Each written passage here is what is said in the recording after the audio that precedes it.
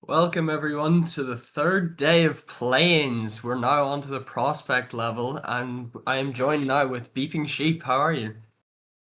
I'm doing just fine. It's going to be another brilliant day, I think. If it gets anywhere close to yesterday, then we're already on for an absolute banger. For those that did miss yesterday as well, I know I go over it every time I'm on the stream, but we had, to my knowledge, the first best of 7 reverse sweep in Academy history. Um, so that was fun, and then the absolute trouncing in the other two games. But this is Prospect now. Welcome in. It's a whole different tier. So here's our little playings bracket going on now. Today we've got Terra against Raymond on that upper side. Winner faces Kukulkan. And then I believe the last game of the day will be Shrine against Obscurity. So is there any game that you've got your eye on there, Tezik? It depends on who wins this match, but I've got that Cuckoo Can game in mind, definitely. Oh yeah. I mean, it's interesting to see how this whole day is going to turn out, because I know I briefly mentioned this when I was on with Hodge yesterday, but there's a thing in that round two when you're that fourth seed, because you've got a much less prep, like in terms of a best of seven. You're less used to it than the team that has just won. So I'm interested to know your thoughts as well on whether once we get to that game, whether they're going to have the advantage or not. Because I'm leaning towards no, because they're not going to be as warmed up, but you might just have a different view on things. Honestly, I think I'm the same way. I just feel as though the team that will win this series will just keep that momentum going against them. Mm. Yeah, I mean, either way, it should be a fun one. But before we do get into that, we have a series on our hands here in Terra against Raimon. So if it's Raymond or Raimon, I have no idea. But either way, first thoughts, Tezik. If you know any of the players, have a little look at the stats as well. What you seeing? I've been looking at some of the stats from the last few days, and that Cozy on Terra has been looking incredible. He's top six in all goals, assists, and saves. He's first in assists as well. So I'm looking at him big time, and Jaren as well for Raymond. He's ninth, I believe it was, in goals. So both of them I'm looking at to be standout players.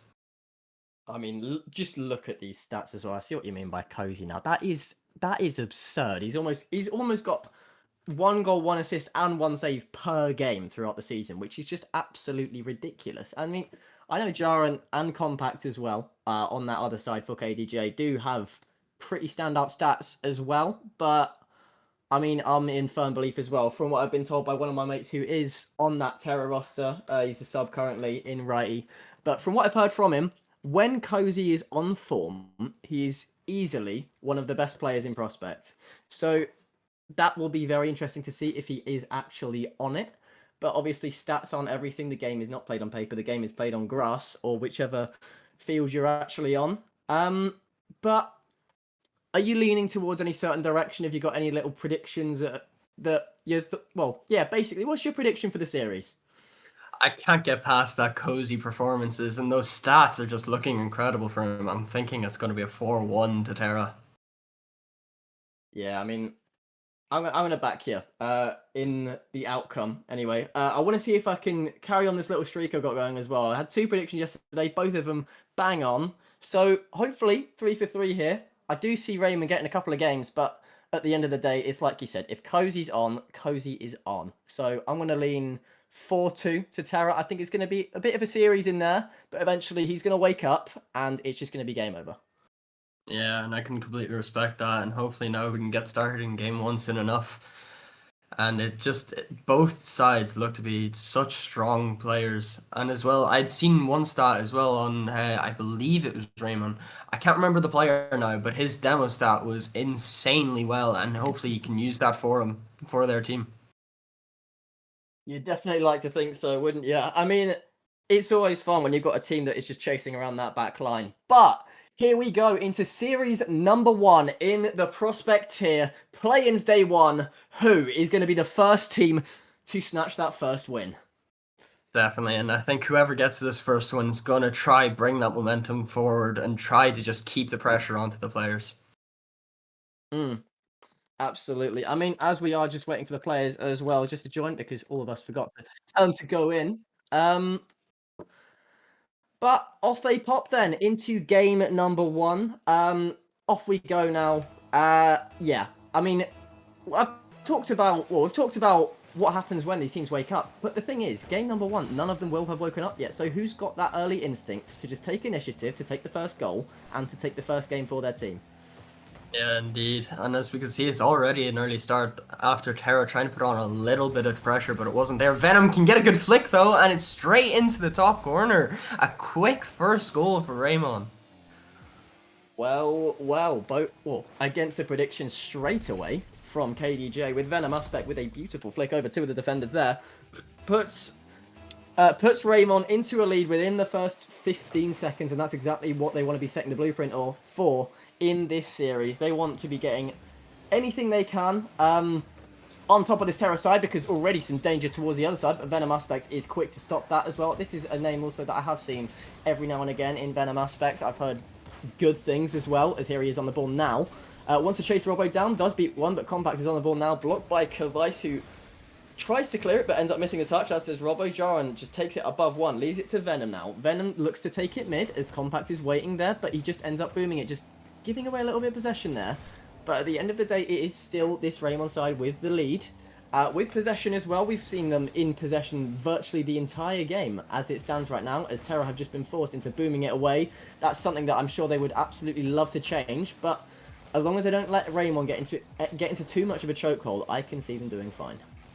Yeah, I can see Narcosi straight up immediately on that chance, but Yarn's able to stay on the goal line and make sure his team are safe. Compact just getting a quick interception. Curvi's up for the shot, and it's in! There's not much that Terra can seem to, or that Raymond could do in that situation. Both players just look to be a little awkward on the defense, and Curvi's can easily make sure he's clinical with it. Well, this script can just completely turn around in a matter of seconds. We saw almost absolutely no attack there from Terra in that opening minute, but you give them one chance and they can take it. Maybe Venom can do just the same there. Not quite now, as he's going to stay on the ball to just try and block that shot from Cozy. Now Robbo on the ball looking for the long shot.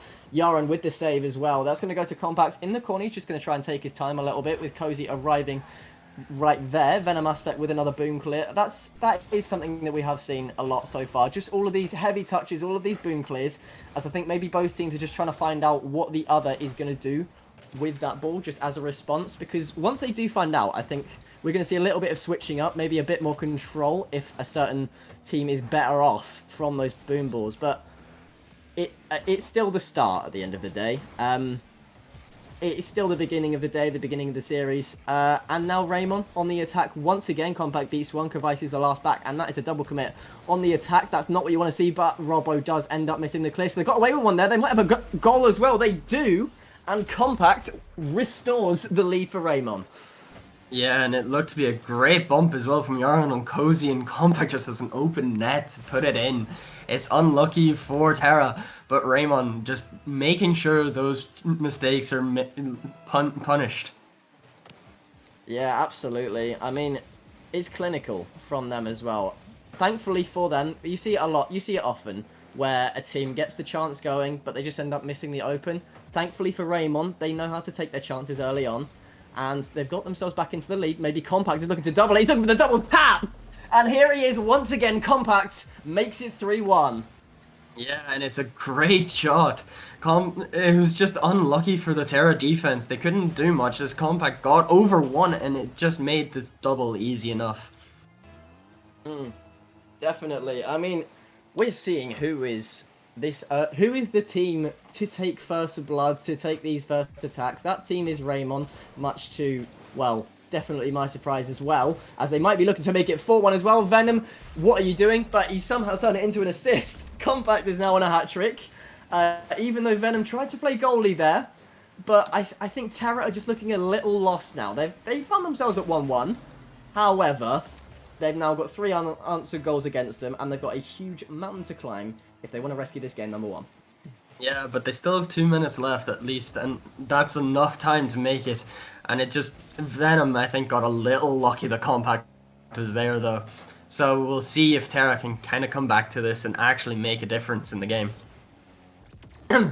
Yeah, That's- I mean, it looks like they've done so here, isn't it? With Robbo, with a goal back as well. I mean, things just can change that quickly. I mean, Venom, you would have thought he could have got a touch on that, but Robbo does find the answer.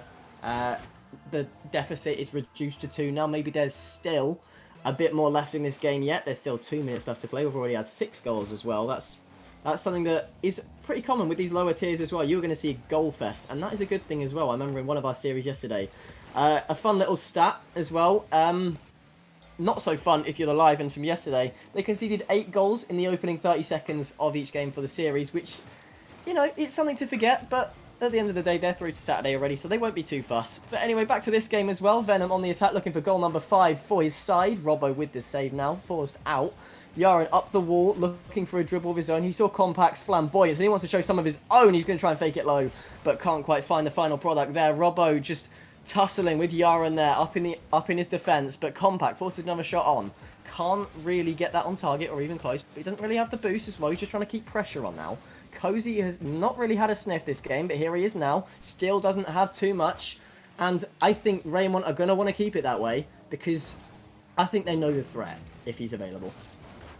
Yeah, definitely. And I've said already, Cozy looks to be an open player. But it's just he can't get there for the shot. But it's all 3 of the players on Terra making sure that ball goes into the net. As it seemed that Compact gets 50 from Cozy. And you could just see they all go for that ball, making sure that it finds its way in. I mean, better safe than sorry, right? If you're Terra. All of a sudden, we're at a minute left, and they do have their way back into this game yet. There's only a goal in it now. Venom has just suddenly stopped as well. Compact and an attacker trying to find one on the board. Now, that is an outrageous dunk, Compact. And that is a 2-goal lead restored now for Ryman. Yeah, and that's just an outrageous dunk. The fact he can actually get there in time with no boost as well, it seemed. Just, it makes it harder and harder for Terra to get more involved into this game. And we'll see though, with 40 seconds left on the clock, can they make something with a quick chance on kickoff? But it's just a good save from Callback, he can't do much. Cozy nearly got the shot off, but it hits the post. But he can get a demo for his team, keeping the pressure on to that Raymond team. They'll just try to survive this barrage of attacks. I mean, all of a sudden, this game's taken a drastic turn in terms of momentum as well. It's now Terra, the team that have got all these attacks going. But at the end of the day, maybe it's just too little too late, because it does seem like Raimon have taken game number 1 in this series. That only 3 wins left to get now. Don't forget, this is best of 7. That was just introduced this season for the play-ins as well. Just makes it a little bit more exciting. But stellar performance all round. Compact especially, 4 goals there, including a double tap and an absolutely stupid dunk on 0 boost as well. Looking to carry that forward to the next game. But yeah, dream start if you're Raymond. Yeah, definitely so. And it looks to be a case of Compact just making sure everyone knows that he is a good player in this tier. He's pushing forward. He's getting both goals and saves, making sure his team stay alive in this. I mean, I know we talk about Cozy as well, but those stats back there. Lowest points in the lobby in game number 1, which really shows how much Raymond were able to shut him out, which, as I said before, they will probably continue to try and do so as well, because that's the last player you want to be left alone with, unless you're Compact as well. He's looking to be that exact same player on the side of Raymond, and does seem to be the case. So maybe Terra just want to take a page out of Raymond's book, just look to shut down anything and everything that Compact throws at their net. Which they haven't been able to do so far, but now we are in Forbidden Temple, just about to head into game number 2. Will it be the same old for Raymond, just picking up where they left off, or will Terra find their fight back? Yeah, I don't know. It could be a case of we'll see now. It looked at the end of that game though. Terra were finding their form and finding their feet, and Cozy as well. I know we said he had the fewest points that time, but it looked like Cozy was actually finding his tempo, trying to get more involved in the game. So we'll see now if they can make something of it. Yeah, facts. I mean, here we are now. Raymond, first attack of the game. Kavais clears a shot from Compact as Venom gets the demos in now. This is something that we could be expecting to see a lot more of. Yaran with the first shot. Can't quite find the first goal, though, as it's a bit of a tangle there from Terra in the defence now, but maybe Cozy just got that in product on. That's a beautiful bump. That's straight to Robbo, who just completely misses the chance, but it doesn't matter because Kavais is there to clean up. Yeah, and it looked to be a little bit lucky though for Terra. He just Curvise being able to be there in time for the shot before the 50 came in. It seemed to be a case that both teams are looking a little shaky now at the start of game 2. Yeah, I mean, that was a bit of a getaway there, if you are Terra. A bit of a miss there from Robbo as well, but it's nothing to really... Well, it's something that you can afford to forget this time, because you had Curvice there to clean it up, and... Well, now we're in this new game as well. We're starting to see some of the ideas more implemented from both teams now, specifically bumps and demos. We're seeing a bit on both sides now, as Robbo just lets the ball go, just lets Yaron through, but Cozy will stay on that as Venom Aspect first a challenge. Does end up beating Cozy. That's Compact now, puts it middle, leaves it back to Venom, who just wants to take possession and try not to let Terra get any more attacks on the board now. Curvice wants that, exactly that, as Compact now being chased by Curvice. Cozy on the ball. Cozy looking to find a shot. That's good placement, but that's not quite going to find the net. Robbo tries to take mid. Cozy does take mid, does find Robbo, but can't find the goal now as well. Compact with 100 boost, just chasing down Curvice, does get the demo as well. He's going to look to try and find more. He's looking for the drop, he's looking for the goal. Yaron can't find the shot, but maybe Compact can. That's a good clear, and the Terra defense is holding firm at this moment, and it remains 1-0. Yeah, and both teams are just trying to push tooth and nail to get another goal. Maybe for Raymond getting an equalizer or Terra to keep forward. And Compact gets past too with a little bit of an extra shot off just to make sure that that ball gets past the second defender. It's unlucky though for Cozy. He couldn't get there in time. And Compact will make sure this game gets equalized with 3 minutes left. Well, Terra, there's your danger man there. You're two games in, and he scored 5 goals already. This is someone you want to shut down as much as physically possible, because Compact has got the field on strings at the minute. Here he is again. He's looking for that drop. He's looking for goal number 6. He very nearly finds it. Yaron sure does. Come on, Terra. You cannot let this man on the ball, because look what he can do with it. Yeah, definitely, and I know I mentioned Yaron and Cozy being in the top 10 of goal scorers, but after this series, Compact could be sneaking up there as well, and especially after that, it's just the game is turned on its head immediately, and we'll see though if Terra can make something of it. There was a little bump there on Curvice, so he couldn't follow up on the kickoff, but it's just Terra need to find themselves in this game more, and it looks to be an open net, but he can't get there. He has no boost for the shot. And he just tries to play as much as he can, keeping his team forward, keeping that pressure onto Raymond. Put Compact and just get it cleared. Venom just with a little whiff of the ball, and Cozy can take control for Terra and keep this game going. Oh, another miss there from Robbo, but that almost manages to fake out the defense. Now this is just going to go all the way the other way now to Yaron, and all of a sudden, Terra have collapsed. 3 unanswered goals once again. They took the lead, don't forget, in game number 2, but no one's home to stop Yaron. He's just going to go high, let the demos come in as well from his teammates, and they're running riot on Raimon now. The field is theirs, Forbidden Temple is theirs. It might be 4-1. Compact is looking for goal number 4, and it's utter collapse if you're Terra. Yeah, and it looks to be a case of this Terra team just hasn't found their mental back after that game 1 defeat. After that 5-3, they've just not been able to get back into this game. But we'll see though. We still have 2 minutes 20 and we were in this position first game as well. And a quick shot there from Curvice, but it's saved on the line from Yaron. And Cozy's just going to race him to get to that ball in time. But now we see Compact on the ball. We know what he can do with it. But Cozy's able to make the save. He nearly got another dunk like he did in the first game. But it's just enough from Cozy. And we'll see though, will Robbo be able to help his team out? It doesn't seem to be the case with Venom getting an interception. Curvice now, he gets beat. And Yaron has an open net and it's just in to make it 5-1. It's just absolute collapse we see from Terra. You need to stop him. He's done it again as Compact. Another dunk, another assist. I mean, this man is different. Terra have scored, I think it's 11. He's been involved in 9 of them. Yeah, Get him off the ball. Just take a break a little bit. Come on, it's unfair for Terra. This is not the sort of concept we may not even be allowed to show on Twitch. It might be 6-1. It is. This is ridiculous. The Brazil might be on, and we've still got a minute 30 to confirm that. Yeah, and it's if you're Raymond, you're in heaven right now.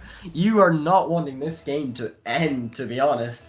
But we'll see though, because we still have Terra also have a timeout. Both teams with a timeout, obviously. But that could make a complete change into this game, so we'll see what happens. And it looks to be double whiff, and Yaren will just steal the goal from Venom there. 2 games in, and Terra look dead and buried. It's as simple as that, really. They've conceded 13 in 2 games, and look, if you're Terra right now, would you take a timeout? I would say you need to, because it just looks like to be a battering for Raymond. It's just, they can't do much, Terra, and they just haven't even seen much of the ball, to be honest. Not even in the slightest. All they've seen, I mean, the most they've seen of the ball is it flying into the back of their net an outrageous amount of times. 6.5 goals per game on average from the Raymond team at the minute.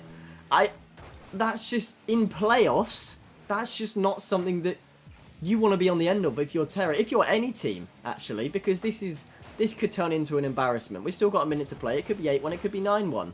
They need to turn something around quick. This game's gone. Don't you worry about it. Just try and regain. Take that time out at the end, and you need that in-game leader for Terra really, really does need to step up after this game. You have to step up because there is a lot that needs to be regained here. If you're Terra, final 30 seconds, it's looking like it's going to stay 7-1 unless Terra have got something to say about it and turn it into an Aston Villa Liverpool. But not quite. Yaren might just find a goal on the other side, just flicks it to the back wall. Finds Compact, he almost finds another goal. That would just be ridiculous at this point, wouldn't it? But no, this 3-headed Hydra now from Raymond is something that you need to get rid of as well. Compact has had 10 shots alone, by the way. Compact has had more shots than the entire Terra team. That's crazy. Yeah, it's just, honestly, this is meant to be Prospect. This looks like Academy versus Elite right now. I'm not gonna lie to you. Because Raymond are just absolutely decimating Terra. They're picking them apart piece by piece. And we see there Yaren getting the MVP with 4 goals. He had 6 shots himself and got a save as well. But it's been so bad from Terra currently. We'll see though if they're going to be able to make their way back into this game. I don't know. They've already ruined my prediction. We'll see if they maybe will Raymond be able to ruin both of ours, and just will it be a caster's curse situation.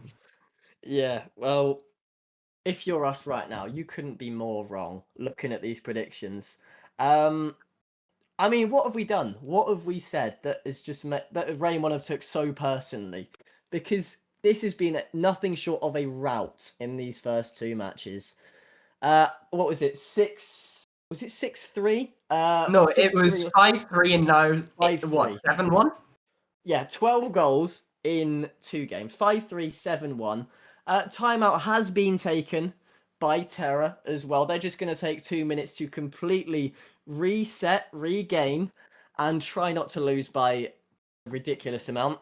They're going to need to start somewhere, though, because lose one more game and your back could not be more against the wall. We've only seen it once happen before, and that happened to be yesterday. But even still, it's an outrageously low chance. Yeah, definitely. And they're probably going to want to try and take some like advice or some sort of like see what happened in that reverse sweep and try to implement it themselves, because this has just been an absolute bully situation. Nothing short of it. I mean, it's graphic, is what it is. Raymond, everybody's been stepping up. Terra, everybody's been stepping down. It just seems like they're not ready for the planes. Maybe if it was on another day, it seems, or maybe if it's 2 minutes later, because it is about halfway through the timeout, I think. But I mean, they need to take that time. It's good that they have taken it. I'm very, very glad, because otherwise it would have just been too late. I'm not gonna lie. Although that being said, Serene did take theirs after 3 yesterday. But even still, when you're losing this badly, you need a reset and you need it now. But do you think they can get it, or is the series gone? I don't know. I think it depends how they come out of this timeout. If they can get their mental together and actually find their feet in this game, they could come back from this. I don't know how this will they will figure out a way to get back, but I don't know. Especially since the team that Kukul can being in the team that they would face next if they win this series. The last time they played, they won 3-1. So if they can find their feet in this, they will be extremely confident going into that game. It's definitely encouraging at the same time. If you've beaten that team before, the next team that you're going to be facing. But to do that, you've got to get there first, which is what they're going to be looking to do. But it's going to take some sort of fight back. The time is up as we get into game number 3. Terra have looked for that reset. They're going to try their best to find it. They're going to try their best to find anything on the board. Don't forget, they did take the lead last game as well.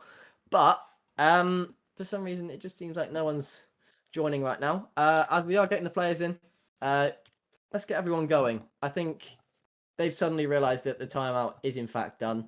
Here we are. DFH Stadium. Is it going to be 3-0? Are Terra going to find a game back? Is anything going to change from last game? Will we see anything on the first kickoff? We'll see some more Raymond possession. Where have we said that before? Will we see the first goal, though? We might well do, but that's close. Cozy wants to take it back now. Cozy on the dribble. This man wants to find his own sort of danger as well. Beats 1, beats 2. That's a miss there on the goal line, but there's just no one there to follow it up early enough. You got to start being quicker to those second balls. That's so important in these lower tiers, because if you can get the second balls, you can get the chances on your side, as Raymond are looking to do now. Curve Ice with a clear, straight back to Venom. Venom 100 boost in his own corner as well. Looks to get challenged, does get bumped as well, but Robbo misses that. Ends up leaving it to Cozy, who's last as well. He's got a bit of time, not anymore though. Yaron is straight on that ball, tries to take it mid. Curve Ice one hit, straight to Robbo as well. Robbo to the corner, Robbo drops. Can he find a teammate in the middle? Yes, he can, but the defense is ready for it. And a minute in, it's been looking better for Terra, but it's still 0-0. Yeah, definitely. But it seems to be a case of both teams again. After this timeout, it seems both teams are looking a little shaky and won't be as consistently barraging on the attacks. But Cozy now can get over too. But Yaron is just able to block him on the goal line, stopping a chance for Terra to get ahead in this game and find some confidence. I mean, it does seem as well, partly, that the timeout has killed the crazy momentum that Ryman were putting in those last 2 games they were building up, because we're not seeing the same Raymond as we are seeing at the start of game number 3 now. Robbo, maybe he'll find his first attack. That's one thing that we've needed him to iron out as well, his misses, because there's been a few too many of those. You don't want to be missing there. Curve Ice, as he does manage to save it as well. That's a bit of an awkward one. Yaron's going to stay on that ball. All 3 are in the corner. One boom, and that could go the other way now. They've got to be careful, or they could just score instead. Well, Ryman, another lead, another day, and it's business as usual for them. Yeah, and it's just a case of Compact finding that pass and bump. It's always Compact who seems to be on the defense here. It looks like he's a master player within this lobby. He's on a different plane, is what he's doing. Like it feels like Compact is just playing a different ball game to the rest of the lobby. I don't know what it is. Maybe he had his Weetabix this morning. Who knows? But either way, it might even be 2-0. Cozy's forced last back as well. Venom misses a shot. But it seems Terra have found their form again. 2 minutes in, Compact looking for the shot. Looking for another goal. Oh, where has it all gone wrong, Terra? Yeah, and you can just see who it is again. It's another goal for Compact. Just getting the low shot under the defender. This Terra team just don't look to be into it right now. I don't think they know it's playoffs. I genuinely think they don't know. Maybe they think it's still scrims or something. Maybe it's just like, maybe one of them's just woken up or something. Because this doesn't seem like the Terra that people have been hyping up throughout bits of the season. The Cozy especially that people have been hyping up throughout the season. We've not seen much of him in the slightest. Because there's been another player beginning with K that everyone has had their minds on. That is Compact now, who's on the dribble, who's on the beat, he's on the double. He can't quite find another goal though. But He's scaring the defense. He's just they're shivering. Is what I'm seeing. They're scared to try and approach Compact because he can and will beat anyone. He's done it loads already. He might try and do it even more, but it's still Raymond with the lead with 2 goals. Ever since that early phase of pressure, Terra have just offered nothing. They've had 3 shots all game. We're over halfway through into game number 3. Their backs are already against the wall, and it just seems to be getting worse and worse with every passing second.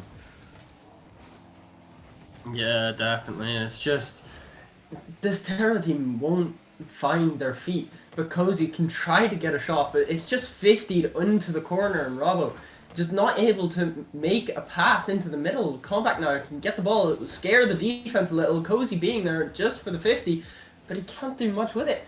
After that, Yaren can take it from the corner as well, and there's a double commit there though from Compact and Yaren. We can see if they can get a counter attack here, Terra. But it's just not happening. Venom's able to make a stop, but Rollo just gets a pop shot, and it's a little bit of a whiff there from Compact. We were saying how good he's been, and it's just a little unlucky there for Raymond. It seems to be a good demo as well from the attacker from Terra. Good pressure. They're bringing it back. They're bringing themselves back into it. They maybe have just had a tap on their back saying, lads, this is playoffs. Please lock in. They do seem to be doing so, or do they? As we say that, Yaren with another goal to restore 2-goal parity for Raymond. Yeah, and it was a good 50 from Venom on Cozy, which put it mid for Yara, and he just launches it into the top of the goal. There's not much that Terra can do in this situation. They're trying to find a way back, but it's just not happening. This Raymond team look to be unstoppable today. They look to be on such a great form. And it's a good shot, though, from Cozy. And as we said, he was a player to watch. And it could be a case of him finding his feet now. Maybe Terra are waking up now. Maybe they're getting into this game a little bit. Defensive mishaps are still there, but the attack the attack is sure woken up. Cozy on the board now. I think that might even be his first goal in the entire series at the minute. As I believe that's now everybody in the field on the board. Maybe Compact wants another lead. That's such a good bump as well. He just wants to close this out before Terra even get a sniff at any sort of game in the series. They still need to find one more goal though, because don't forget they were 2 down as well. Misses are starting to come through though from the Raymond defense. The pressure is starting to build on them now, and they're panicking a little bit. That's exactly what they're doing. Cozy finds a dunk on 0 boost as well. Robbo just waiting on the wall. Can't quite beat his man. Yaren up. Yaren looking for the dribble, but Cozy meets him. 16 seconds left. Is there another goal in it? There might well be. Cozy middle. Is there another attacker there? No, there's not. It's just the same. No follow-ups once again. There might still be a chance, but it's just looking like it's going to be 3-0 to Raymond. One more chance on the board. That's a double commit. That's not what you want to see. You want good comms in that situation. And Raymond take the game after a very, very late scare. Yeah, and it looked to be a case of the shot was on. I think it was Robbo that could have put that in. And Curvey's, I think, just got in the way. There was a little bit of miscommunication. And that's so unlucky for this Terra team. But both teams, again, this has been a good series, I won't lie. But Raymond is just fighting and able to make sure that they are pulling away with this series. Yeah, they're showing levels to Terra right now. They're showing how it's done. This is Prospect. This is R tier. You're not going to have a sniff. You had a slight sniff at the end, but thanks to that little miscom as well. Unfortunately, nothing came of that. But at the same time, it's still important that you don't drop your heads if you're Terra. I know that chance could have gone in, but even still, you could have lost the overtime and it just would have been the same result. But now, you're 3-0 down. You're down, but you're definitely not out. There's still that slight chance that you could find your way back in. All you need to do, quick mental reset. Don't lose your head over anything that's already happened, and go make a series of it before Raymond take you out and eliminate you. Yeah, and honestly, at this point, Terra's just trying to save themselves from a sweep, and honestly, an easy sweep for Raymond. But we'll see now, going into Utopia, if they can do something about it and just be like, no, we're staying. We are here to fight and make sure we can stay alive in this tournament. There's still a little bit in. There's still a little bit of fight left in them. I'm sure there is. But they need to show it now, because there is no later chance you can. But to do that, you've got to stop Compact first. Robbo does. Robbo passes it to Cozy, who's on his own backboard as well. Oh, look for the double, but can't quite find it. Early signs are there from Terra. Is good play. Good disruption from Robbo. Good follow from Cozy. The goals aren't coming. The ideas sure are, though. If they can keep them coming, they can make a game of it. But they need the goals to go in early before Raymond have a quick answer. That almost manages to go into their own box now. Robbo forced to make a clear. Everybody misses, but Robbo with a late touch as well. Compact just waiting for that touch. Cozy up, straight to Robbo, who's got no boost as well. All of Terra seems to have no boost at the minute. It's just Curvice who's got some. Yaren with a good save. Cozy's gone back as well just for a bit of safety. Doesn't want to get beat by Yaren. Onto the ball now is Cozy. Looks to find mid. Looks to find Curvice, but Robbo might just take it off him. I think that would have been the play to just let Robbo on it, but he might be on the double here. He definitely will be. That's the opener, and it's Terra with the lead. Yeah, and it looks to be, it's a great shot as well from Robbo. He gets it past one, puts it up on the backboard, and Venom just can't do much about it. It was a great fake though as well, I would say, from Curvice, just making it look like he was actually going to go for that. They didn't know he had no boost. Curvice though can try and make this too on the quick kickoff, but it's just no one's there for the shot again. Yaren though can take it from his corner. He has no boost though. Compact as well, no boost, but gets a 50. Curvice can just put it to the side and hopefully give his team a little bit more of a chance to relieve some pressure and get this ball away from their own half. The pressure has been on for Terra all game, but that's no boost. You've got to be careful as last man. You can't really jump for that. But thankfully for Terra, Compact cannot convert, which might be the first time this series we've said that in the slightest. Venom on the ball. Venom goes mid, but Cozy is now first to it. First in the other corner now. Wants to find a teammate.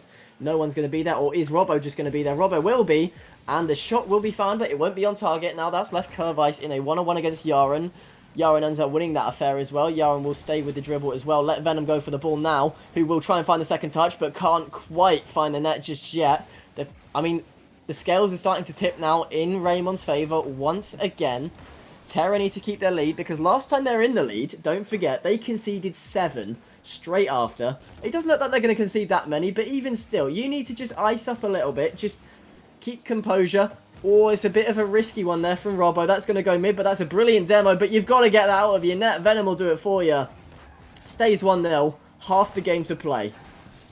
Yeah, and it looked to be a case of Terra getting very lucky on these instances. There was a little bump there from Cozy, but Yaren can try to take over. And it's just, there's no shot in. Venom, though, can try get that in. Cozy's able to make the shot. You've seen Compact try to get the bump, but it just didn't pay off. Cozy now can try to take a little bit more control. He doesn't have much boost, but neither does Venom. And no one on the field seems to have too much. We see Venom, though. He has 100 now. We'll see, can he do anything with it? But Yaren can just get the shot off, and it's in off the post. It's such a greatly placed shot. And it's just unlucky there for Terra. It's now 1-1 with 2 minutes left. That's beautiful placement from Yaren. That is incredible. He's managed to force that against the post just enough so that it bounces off and just goes straight in. And everything is suddenly all square once again. Curvice wins that mid as Cozy's going to try and drop it. That would have been ridiculous if he could find his way onto the end of that. Robbo with a quick challenge in middle, but no one's there, so we're going to have to try and take it solo as well. Cozy now going to be on the ball with high boost as well. Venom leaves it for Compact. Compact is going to be up, just going to try and find the dribble, just going to try and play patient now as well. Compact mid. Compact almost finds a goal out of that one, unbelievably. As Cozy now on the ball, we're starting to see a few chances from him. Nothing significant of note just yet, besides that one goal last game. But at least the signs are there. Maybe he's just figured out how to get into this series, because there's still time for them.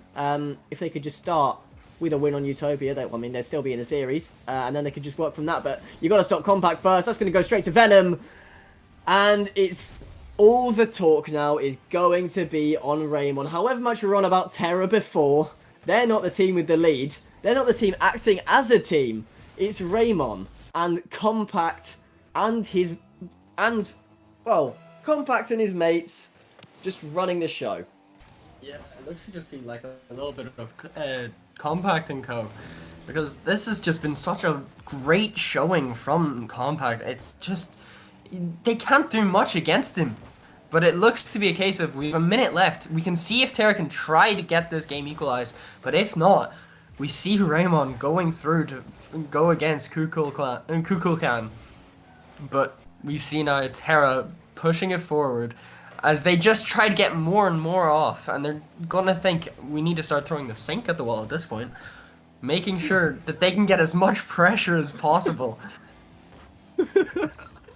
And it looks to work. Robbo with such a nice shot. There was a great pass there from Curvise into the midfield, and Robbo is able to get onto that quickly. And Venom just, he goes too far in the goal. Oh, I love that phrase. It seems to have worked as well for Terra. They found their equalizer at long last, and you got to stop that one from Robbo. Maybe it's the purple decal that Raymond think he's actually on their team, so they just let him score because they just caught off guard. But Compact is going to take matters into his own hands now with 10 seconds left in game number 4. It's all tied up. Venom being chased by Robbo. Venom will win that 50 as well with Compact waiting to follow that with low boost as well. Not looking to kill it just yet. Maybe Cozy has other ideas, and we are going to find our first overtime of the series now. It might be over at the end of this for Terra, but at the very least, if they can put up a decent fight, they could still find themselves in it. Cozy, first attack on the board in overtime now. Curve Ice will be there to follow. That's going to drop straight to Venom. That just might drop straight to Curve Ice. Yaron will take it clear. Good composure as well from him, but Robert's just going to bang it straight back into the mid.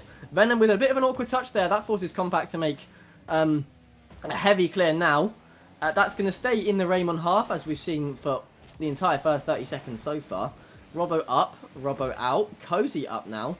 Is he going to find his first chance, his first like proper chance at, well, headlining in this series? He's going to look for a demo, but he can't find it. Yaron's going to stay up, look for his own demo. Venom's going to try and take it mid. Yaro's got his eyes set on the last defender, but the series isn't over just yet, and a minute in, we're still tied up. Yeah, definitely. And I just want to mention, Robbo's having such a great game. He himself has got 5 shots, which is it's more than both of the other players on Terra combined, might I add. But we can see him, Cozy, just getting a bit of a 50. Tries to leave it now for Robbo, but can't get the bump, and it's just cleared away for a few seconds. But we see the pressure still mounting on for Raymond. Terra is just not letting their foot off of the gas in this overtime, making sure that they know that they can keep this game going. Oh, yeah, it's close. It was very close there from Raymond. They almost found the series winner. Yaron is going to look for it, and that calls game. Raymond through to the next round. Will be facing Kukulkan, and Terra, it just wasn't their day at the races. Yeah, it's just very unlucky there for Terra. And it's just a good shot from Yaron to put his team through and get them to the next stage of the play-ins. We will see them now later on, but as it stands, I think we... now, I'm going to ask this question, and I think the answer is obvious. Who's your series MVP? It's going to be a close one. It was standout Compact in the first game or two, but at the same time now, I'm really impressed with the way Yaron has managed to step up in the latter half of the series. So I don't know who I'm going to lean more towards. I think maybe for that first game alone, it's going to have to be Compact, but honourable shout out to everybody on the team at this point. Yeah, definitely. I think I have to agree with you. After those first few games, it had to be Compact. Like, he was everywhere on the field, and he was giving Terra such a hard time. It's just, they could do nothing about it. Every time they saw him on the ball, they were worried he was going to do something with it. But I have to give a shout out, actually, during this game to Robbo. He did so well keeping Terra alive in this game. It's just unlucky we couldn't see that a little earlier. Yeah, too little, too late, unfortunately, from Terra. Because they just went up against an utter unit. Who is the series MVP going to be? Well, there's your game 4. There's your game 4 MVP. It's Yaron. Yeah. I don't know how the rest of the series would have gone, but yeah, what you said as well. The way Compact had the entire Terra defense quivering in the first few games as well. It's not something you see very often. We might have an actual one, but no, we're just going to have a look at the post-series stats now. We're going to have a look at the Game 4 stats now. I don't really know what's happened with all the graphics right now. Maybe you just got to take a guess, but anything else to add, Tezek? Honestly, not really. It looked to just be a case of Terra. They couldn't find themselves away from their own half for long, and when they did, it didn't seem to come to much. Raymond just looked so much more clinical on the ball, and it's a well-deserved win for them. Yeah, there was a lot. It was a lot clearer from them. The entire playstyle, everything that they had planned, and I'm gonna. Well, I used a little graphic yesterday. Well, by graphic I mean I wrote genius on a piece of paper every time I got a prediction right. That has gone completely out the window. So we're just gonna cross that off because right now I could not be any more wrong. Well, neither of us could be really any more wrong about how that has Oh, gone. hold on. You're saying you can't be any more wrong. Yeah, you definitely can, considering I was. True. I forgot about that. Yeah, Well, yeah, it could be worse. it definitely could be, but they've just clearly blown us out of the water, and I think they've blown everyone else out of the water. So we will see Raymond go against Kukulkan in the next game. So as we'll see in a bit. Well, at least I will. Do you struggle to rank up in Rocket League? Are you stuck in Diamond while your other friends flex their SSL title? Well, look no further. I have partnered up with LTXAcademy as a coach, and we are ready to boost your gameplay. With multiple tournaments and trophies won and thousands of dollars earned, I will tailor to your needs and make sure you get to that next level. I'm also doing discounted prices for the first 10 days, so you do not want to miss out. And you are also probably thinking, CMOS, how do I book a session with you? well, that's easy. Just open up that fancy browser of yours, type medify.gg/@cmasorl_, pick a session to your liking, book a time, and bang, you're booked, and I'll see you in the call. Once again, that's medify.gg/@cmasorl_.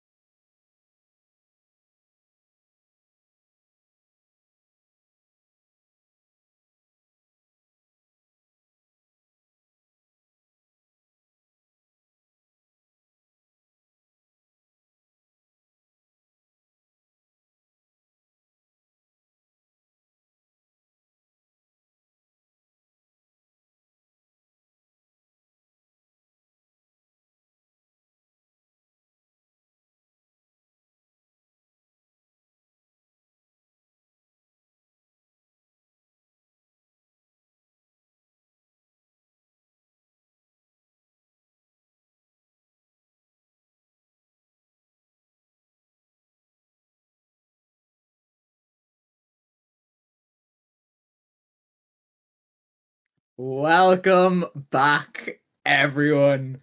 Play-ins still ongoing, and hopefully only going to get better from here. We had quite an enjoyable series, I was told to Zeke. But fingers crossed, we are onto something better here. Yeah, definitely. It was a great series, to be fair, from Raymond and Terra. Raymond coming out with a 4-0 sweep, and it looked like they just took apart Terra. So we shall see how Kukulkan can do against them now in this game. Yeah, and of course, we have that series going on right now. The winner makes it through to our playoffs. However, they're not the only team to focus on today, and for the rest of the week as well. 6 other teams battling it out, or 7 other teams even. See, I'm already underestimating it. All of them trying to go at it, but only 4 of them will go through. So after this, you'll be having Shrine and Obscurity in the upper bracket. But for now, let's focus on the game at hand here to Zeke, because we have, if anything, based on the last one that's shown, we have something to look forward to here. One team finishing fourth, the other fifth. Same amount of wins, same amount of losses.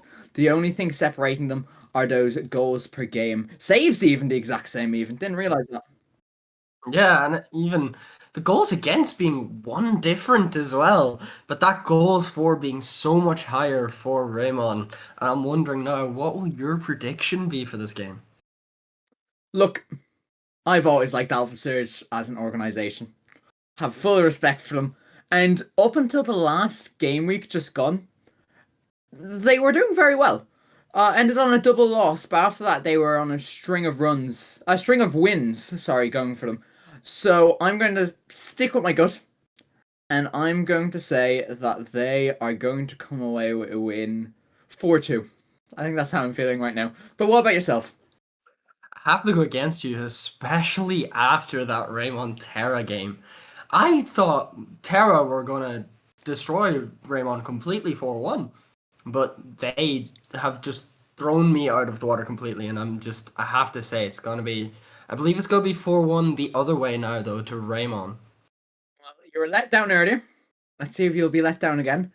First of all, before we do go into anything, I was told that we were wanted to do a certain heart symbol on the screen because it looked very impressive. We're gonna try this. We have a minute or two before the match starts. I actually need to get highly unprofessional. I haven't even got my game open yet, but this is the priorities we go through. So on the count, I'm going to try here.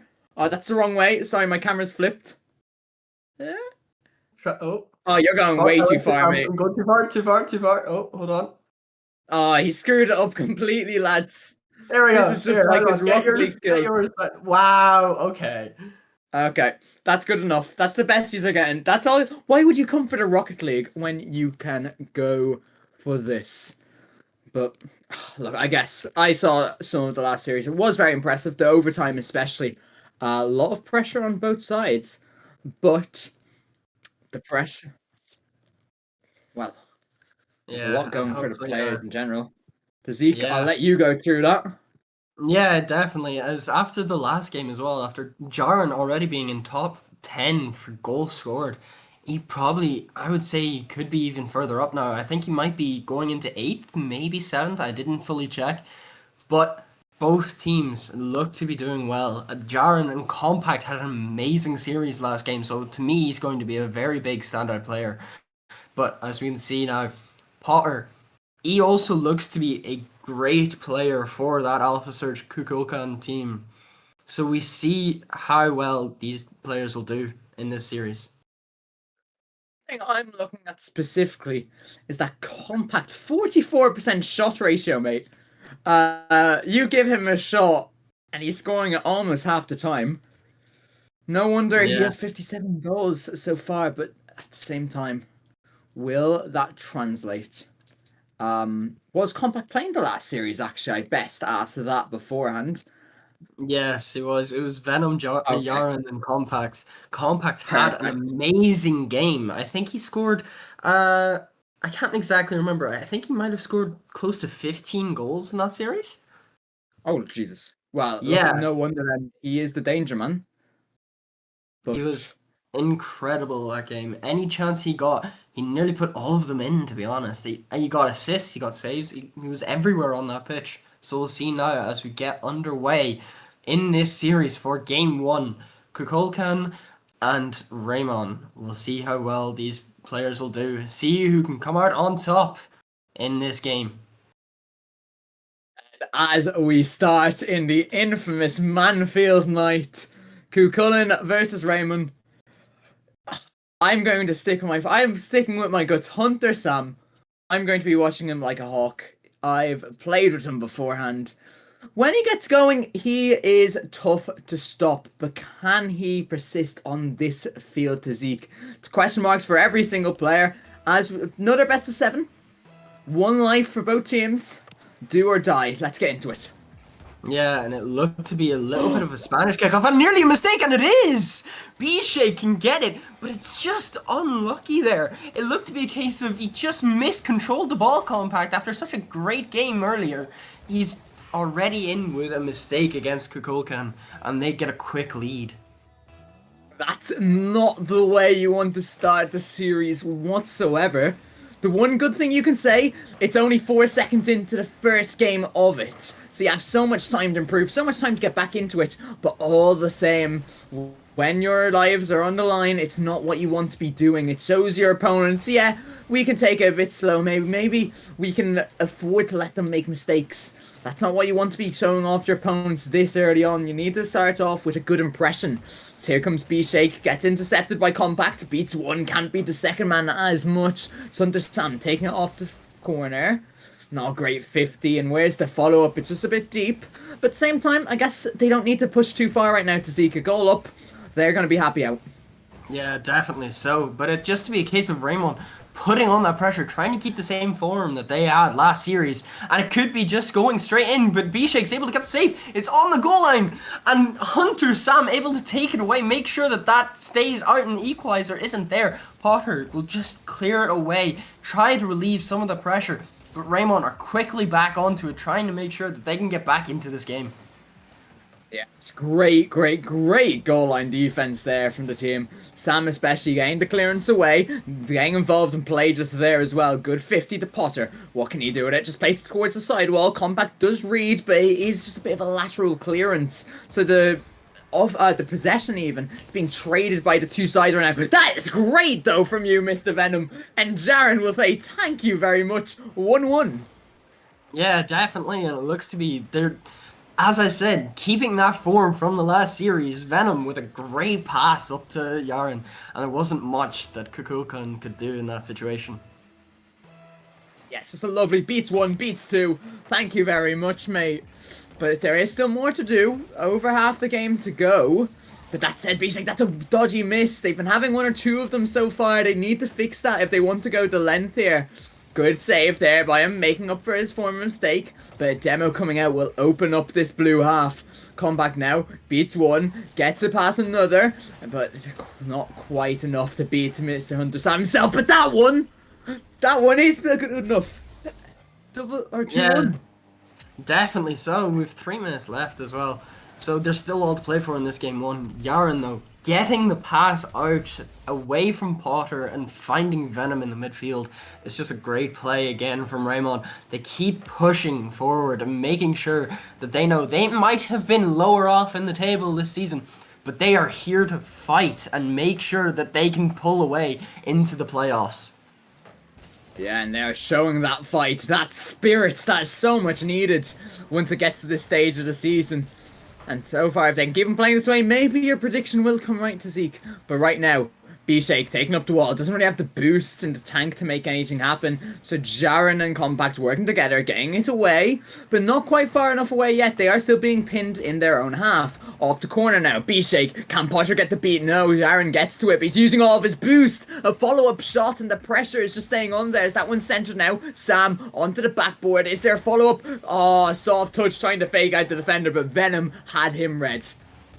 Yeah, and now we can see a quick counter trying to push through from Raymond. A good demo from Compact there, and Yarn can get the shot off, and it's in! It's just a good play there from the Raymond attack. A good demo from Compact, and Yarn can clean it up. So good from Yaron to just read what is happening there. Great from his teammate Compact as well to get the demo, taking out a player. Forces the opposition to be in awkward positions. Hunter Sam isn't ready for it. And that means that just goes drifting past them into an open net. This is looking sort of unplayable right now. They had that early mistake, but they've worked so well to get back into this one and put their opponents in an awkward position yet again. Yaron, he's on a hat-trick and there's still 110 seconds left. How does he keep doing it, Zeke? Yeah, no, it's incredible, honestly. And Hunter Sam, a little bit of a backflip there, looks to be a bit of a mistake. And as I said, Raymond, they look so good today. They look honestly unplayable, unbeatable even. Yarn with a good demo. Off this kickoff immediately again. Another backflip from Hunter Sam, and it's just in from Venom under the crossbar.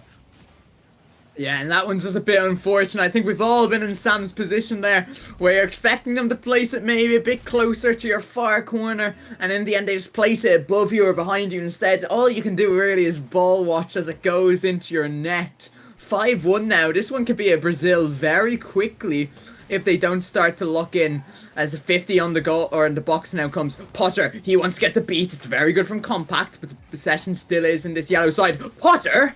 Oh, that would have been a great angle to find it. Maybe a bit too late to make a difference, but there's always time in Rocket League. Possession now exchanging this midfield bow we saw earlier once more. Sam quite can't get the touch. B-Shake gets faked out. Oh, that is great from you, Yaron. Just one left. Can't quite get it, but very, very inspiring signs for them for the rest of the series to come. Yeah, it's been incredible so far from both teams. It's been a bit shaky as well, though. Both teams have kind of been missing a few chances, whiffing a few balls, but we can see Raymond have been punishing those mistakes even more than Kukulkan can try. As now Compact just takes it out of his own corner, beats one, but gets bumped on the way. Yaron can get the 50. B-Shake has to be a bit patient here, try to keep the ball in their own possession, but gets demoed in the way. Yarn can take it up, just tries to slow down the possession, slow down the play a little for his team. And Venom's up quickly, gets a 50 with Hunter Sam Compact and get a good touch and gets it into the corner. We'll see though, can this attack come to anything? The pass is in the midfield, but there was a good demo there from the defense on Kukulkan. B-Shake though gets a little bit of a nice save. A bit of a 50 there, goes against them though, as we see that can Kukulkan get away from their own half. We see Hunter Sam just booms the field a little bit to the middle. It's a little bit of a whiff there again, and Compact can just take it away. Yeah, that is so good from Compact. We've been praising him. We've been praising all the players really all match, and they deserve it after that 5-1 victory we see here. The players on Kukulkan, they have their cameras on, not looking too happy after that game 1, because my, were they completely taken out of that one. Yeah, and I said before as well, it could have been a case of Raymond getting that momentum to bring forward into this game. Kukulkan just don't look really warmed up yet, and we'll see if they can find their feet going into this second game after a great performance from Raymond. Yeah, it's just a tad unfortunate for Kukulkan, but again, like I said, credit has to be given where it is due. They looked very strong throughout it. 11 shots to 3. I think that says enough, mate. So, all the time in the world still. It is best of 7. You can start very slowly, come back. We've seen it multiple times, including reverse sweeps at all levels. But you'd rather not leave to that stage. You'd rather get in now and then take that nice, comfortable lead. Go the easy route rather than the tough road. Yeah, definitely. And it looked to be a case of Raymond just finding their form as they did in games 1 and 2 against Terra earlier today. They won 5-3 and 7-1 in the first 2 games. So we'll see though, can Kukulkan do what Terra couldn't and find their feet early into the second game? We'll have to wait and see. Once there isn't any own goals in 4 seconds, I will say this is already a better start. But unfortunately, we'll have to wait just an extra moment. A black screen coming out, unfortunately. Not the funnest of bugs that we're experiencing recently, but all the same to see gives us more chance to discuss. What do we think would need to change for Kukulkan after that last match if they want to get back into this one? Yeah, definitely. I think they need to start putting more pressure onto the likes of Compact and Yaren, they've both been playing so incredibly well, and we've seen though, they've just been on top of everything today. They look unstoppable as a duo together. So they just need to push more and more, get more pressure onto them, maybe make them make a few mistakes, and who knows, we'll see what the story will be. I could have not put it better myself. But can they actually do that is the question. For the Hidden Temple, Game 2, what do they have to offer this time? It's a better kickoff than last time. Will there be goal in 4 seconds? No, there won't be. So an infinitely better defense already coming out. Jaren now beats his first man, B-Shake. He has to jump up early for that one, but it's not a great touch. The pass is midfield. The double commit, though, means it goes off of the post. Now, onto the sidewall here. Potter flicks it past one. Does he have the 50 on the next? Not quite. Hunter Sam arriving late. Beats one. Where's the follow? Going across the Potter. He doesn't quite jump for it, not wanting to risk that play. And when the first 30 seconds, both teams having a chance at it. Yeah, definitely so. But again, it looks like Kukulkan are having a better time keeping that pressure on top of things. Potter just can't get the dunk off, and Yarn will take good control of this ball, and needed control for Raymond. Sam, though, can just immediately pounce on it after a little bit of a heavy touch, and Potter now gets a little bit of a pop shot, but it's just nothing possible to beat Venom in that attack.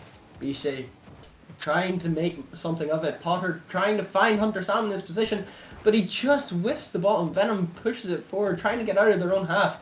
Compact now has to make a quick and a decisive 50. He makes another chance. He's still pushing forward, gets a little bit of a bump. Yarn can't beat B-Shake in that situation, however. He had no boost. Venom now finding his form, finding a way to get out of his own half, which is so incredibly needed. They haven't been out of it much so far this game, and it's a little bit of a bump, and Compact's there for the shot. It's a great pass there from Venom over just above the net, and Compact finds its way there. Yeah, and you only need one chance. Once you take it, that's all that matters. Compact is the easiest shot he'll have in his life, but you have to be in position to score it. Good start from this time, not conceding first and looking good while doing so, even if they were in defense for all. But that is a great beat from Sam. Does he have the second touch, or does Aaron get back to it? No, he does not. And the equalizer coming out just like that. Yeah, definitely. Looked to be a little bit of an overcommit from the players on Raimon, and Yarn just can't get back to it in time. Hunter Sam with a good chance, and it makes it 1-1 with 3 minutes 14 left. Loads of time for either team to win this one in regulation, but I think both of them don't want to risk it too much just yet. That touch from Venom. Not great, but no one there to close him down, so that means he's going to get 50 to cross. Hunter Sam double committing with Potter, which means Yaren has possession of this ball. Low boost, but allowed to collect the midfield. Beats one with 50, beats another with a flick. It's what he's been doing all day. Hunter Sam manages to recover. And what happens now? He has another touch. It's not a great one. It's just bouncing around this pitch like a pinball right now. And the ball, the pressure, all coming on, all being forced on this yellow side of the pitch. Yeah, definitely so. And it looks to be a case of Kukulkan being back on that back foot. It's just pressure mounting more and more from Raymond. It looked to be a little bit of a miscommunication there between Venom and Compact, but Yarn can save them and hopefully keep the pressure away and make this team able to survive and not concede a second goal. Yeah, and they're doing a good job at it right now.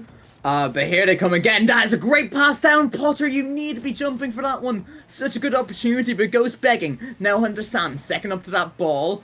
Ryman, they want to put the pressure on once more. B-Shake having none of it. Gets a 50 with his first man. Potter in no man's land. Doesn't get punished for it quite yet. So he manages to get the clearance away. Where's the follow-up touch? It's just Venom going for it. Sam with a 50. B-Shake versus Compact. No boost for one, but better positioning by him as well.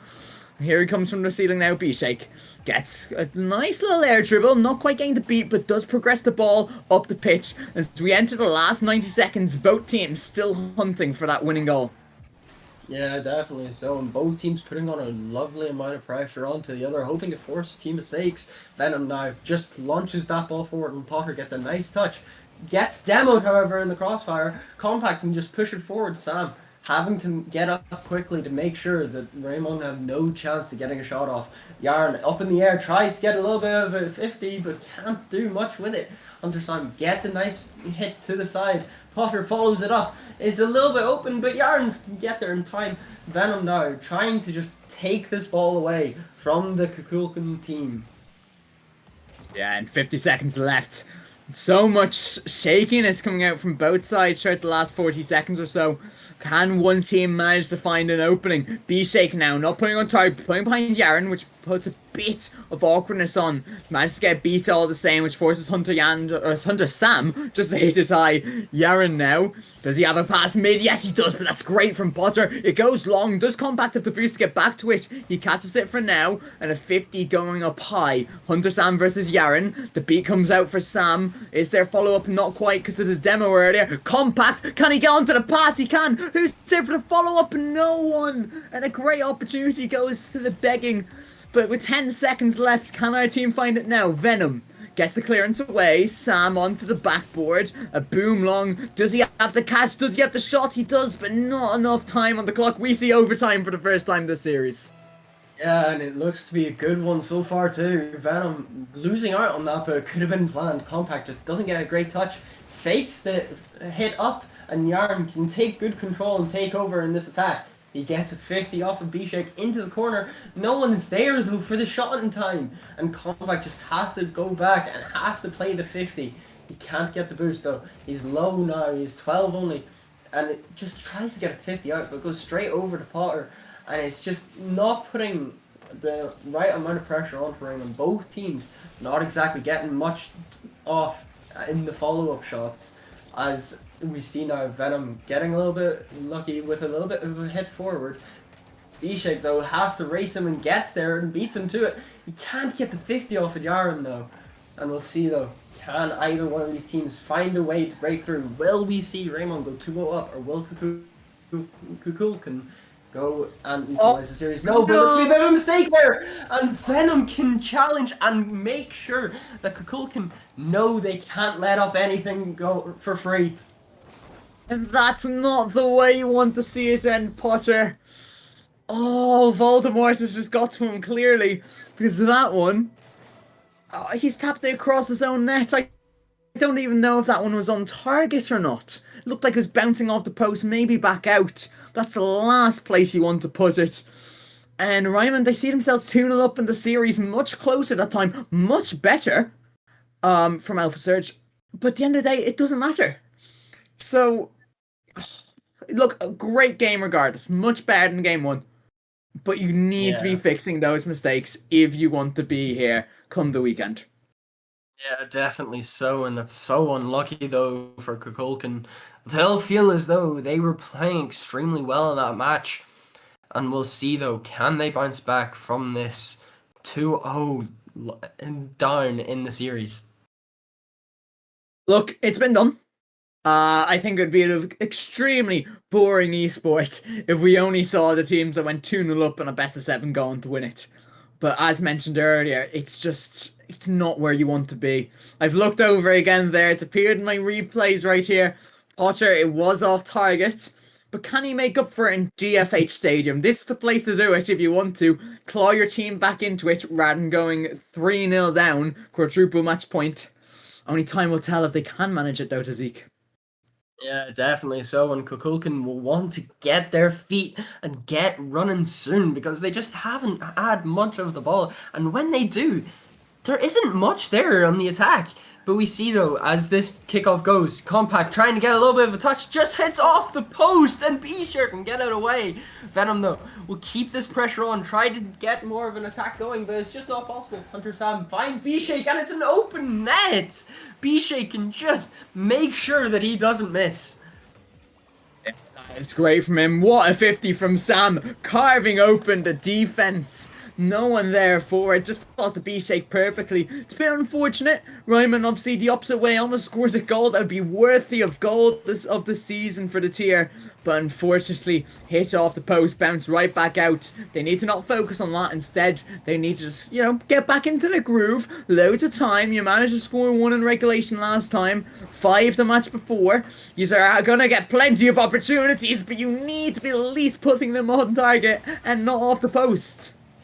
Yeah, definitely so, and it's just down the other end. Hunter Sam is able to make the most of the chance and make the most of that Raymond mistake on the shot. Yaren just not able to read the hit, and Hunter Sam can easily put that into the net. Yeah, and it is quite unfortunate. Yet again, it's just counter-attack play here that's working for Kukulkan. And if they can keep on taking advantage of that, then why not? As a demo comes out, that's just 3! Hunter Sam doubles his goal tally and puts the lead at 3-0. Yeah, definitely so. And it looks to be such a great performance so far in this first minute for Kukulkan. They finally found their feet within this series.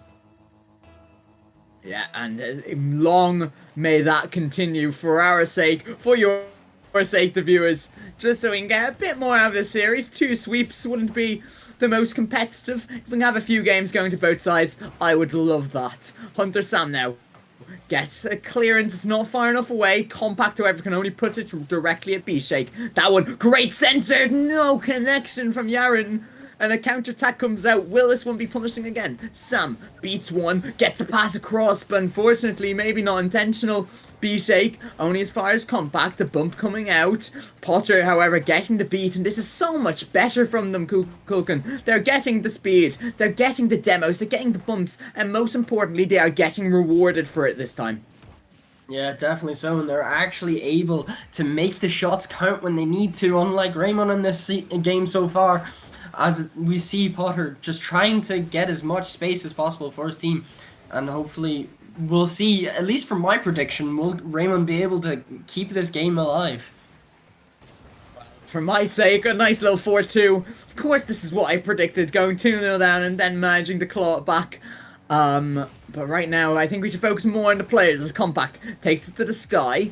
Does he have a second touch? He does. It doesn't achieve much. That's a great bump from Yaren, but you need to have the 3 men there if you want to make it work. Only sending 2, it's not going to be enough while you're trying to find a way back into this game with a 3-goal deficit. Compact now. That's a much better beat. It's going to roll off the post, and Yaren, he's there for cleanup once more.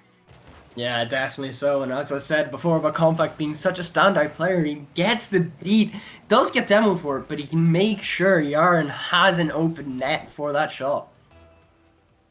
Yeah, sometimes you have to sacrifice yourself for the greater good. Compact doing just that so far this game. Over half the game to go. There's time to make stuff happen. But Potter, trying to use one of his spells, doesn't quite get the beat going just there. Now onto the backboard. That's not great from Compact. Doesn't get the read, but the clearance does come out. Potter now onto the sidewall. Does his opponent misread it slightly, but it is dealt with by Yaren. And the ball is sort of just being trapped in this purple corner right now. B-Shake beats one, but reversing into it means not much comes from it. Potter launching off the backboard. Is B-Shake up for it first? Yes, he is, floating it across the box. Who's there? Yaren only to clear it if he could get a touch onto it. For now, still 3-1, but this pressure finally pays off for Sam. He gets a hat-trick. Yeah, and it's a great shot as well. A little bit of a redirect off of the hit from B-Shake, and it's just nothing much. It looks to be a little bit of a mistake from Venom. Just flips wrong to get the hit, and it's a good shot from Sam. Yeah, and that's just more of what we want to see. Compact, that's not a great touch. Oh, is it going to be punished? Not this time. He got punished for in game 1. Potter not coming away with a goal just yet. Now the counterattack. Yaren leaves it for Compact. The block is there. Venom taking his time, wanting to get a good shot off, but it just comes away a bit weak in the end. And that one's cleared down the line. Another chance goes ruining. Yeah, and we saw Yaren trying to get as many bumps as possible on the defense to make it a bit of a clear net for Venom, but he just couldn't do much with it. And it's a great pass there, and Potter could just stick it in the top corner. What a shot! 5-1 in game 1, 5-1 in game 3 to either way. A great pass and an even better finish from Potter. Upper 90. See you later, mate. Can they keep it up? 90 seconds left. This game, it should be theirs, but it's not over just yet. Anything can happen in this esport. Yeah, definitely so, and you never know if the 4-goal deficit could turn into 0. Compact with a little bit of a shot, and can't get the double through! That's so unlucky for Raymond. They'll feel as though they should have scored, and Yarn now just having to take control of this ball, try to slow down the momentum a little bit for Kukulkan, and Compact can take to this guy. He can't get the second touch, but tries to go for the bump, but B-Shake's able to read him and make sure he doesn't get out the way. Compact though, off the ceiling, tries to get a pass, but Potter immediately, as you said, used the spells to get that intercept away. I love these puns that are coming out from, but right now, you won't be finding the situation too funny. They are still a game down, even if they get to win here. And with 37 seconds left, you might as well say it's wrapped up. So here comes Compact. Only puts it mid to Potter. The shot, not great that time. A demo coming out all the same means the pressure is not quite relieved just yet. Compact using everything in the tank to get away. Sam has to just, fear it. Doesn't know how much his opponent has. Not as fortunate as we are with all the meters. So here comes B-Shake. Good beat. Compact has his number, but only really 14 possession, as that's a great pass midfield, not quite coming away. So we enter the last 10 seconds. Last 2 games, wasn't a lot in it for Kukulkan. This game, they have shown just why they are here. Yeah, definitely. So we might see another last-second goal, but no, the ball goes down for Kukulkan, and they get the win for this series, making it 2-1 and maybe staying alive within this series. Yeah, and hopefully so. Credits given to Hunter Sam as MVP, but that was truly a team performance. The demos coming out, the 50s, the pass, the pressure. We saw at the bottom there, 57% field domination on that purple side. They were under pressure a lot there, Ryman, but they have to try and turn it back. What were they doing in game 1 and 2 that they weren't doing last game? And more importantly, what can they do to stop this momentum that we see for Kukulkan? Yeah, definitely so. And I just want to point out one thing. Sam getting 100% shot to goal ratio, might I add. 3 shots, 3 goals. A great game for him.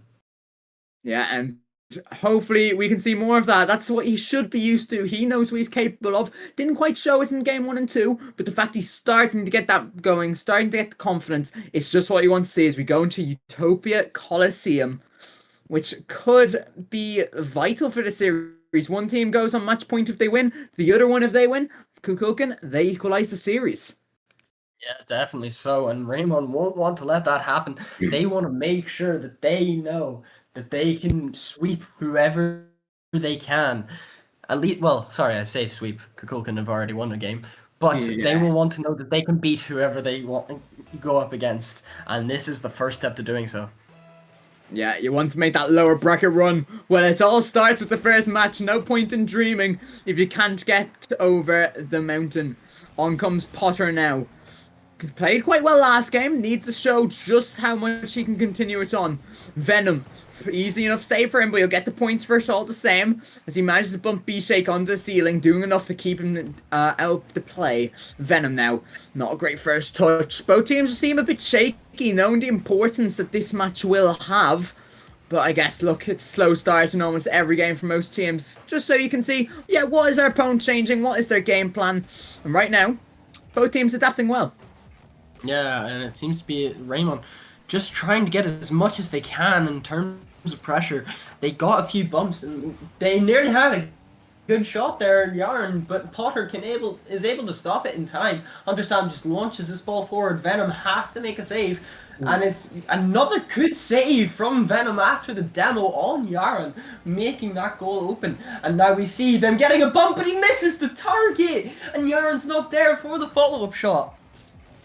My hands are literally on the back of my head right now. Compact. Such a good opportunity to score that one. Put yourself in the lead. But he's just hit the crossbar. We see a Rule 1 now. Was that broken? I'm not really sure. It seems like both players was just bumping each other outfit, so we'll ignore it for now. Venom plays to the sidewall, but it's behind his teammate. And I think that's really been the big difference in the last game and this game. Not only are Kukulkan expecting the passes, but feels like Raymond are sort of trying to force the passes to work. and that means they're going behind them. They're not getting the quality that they could be getting.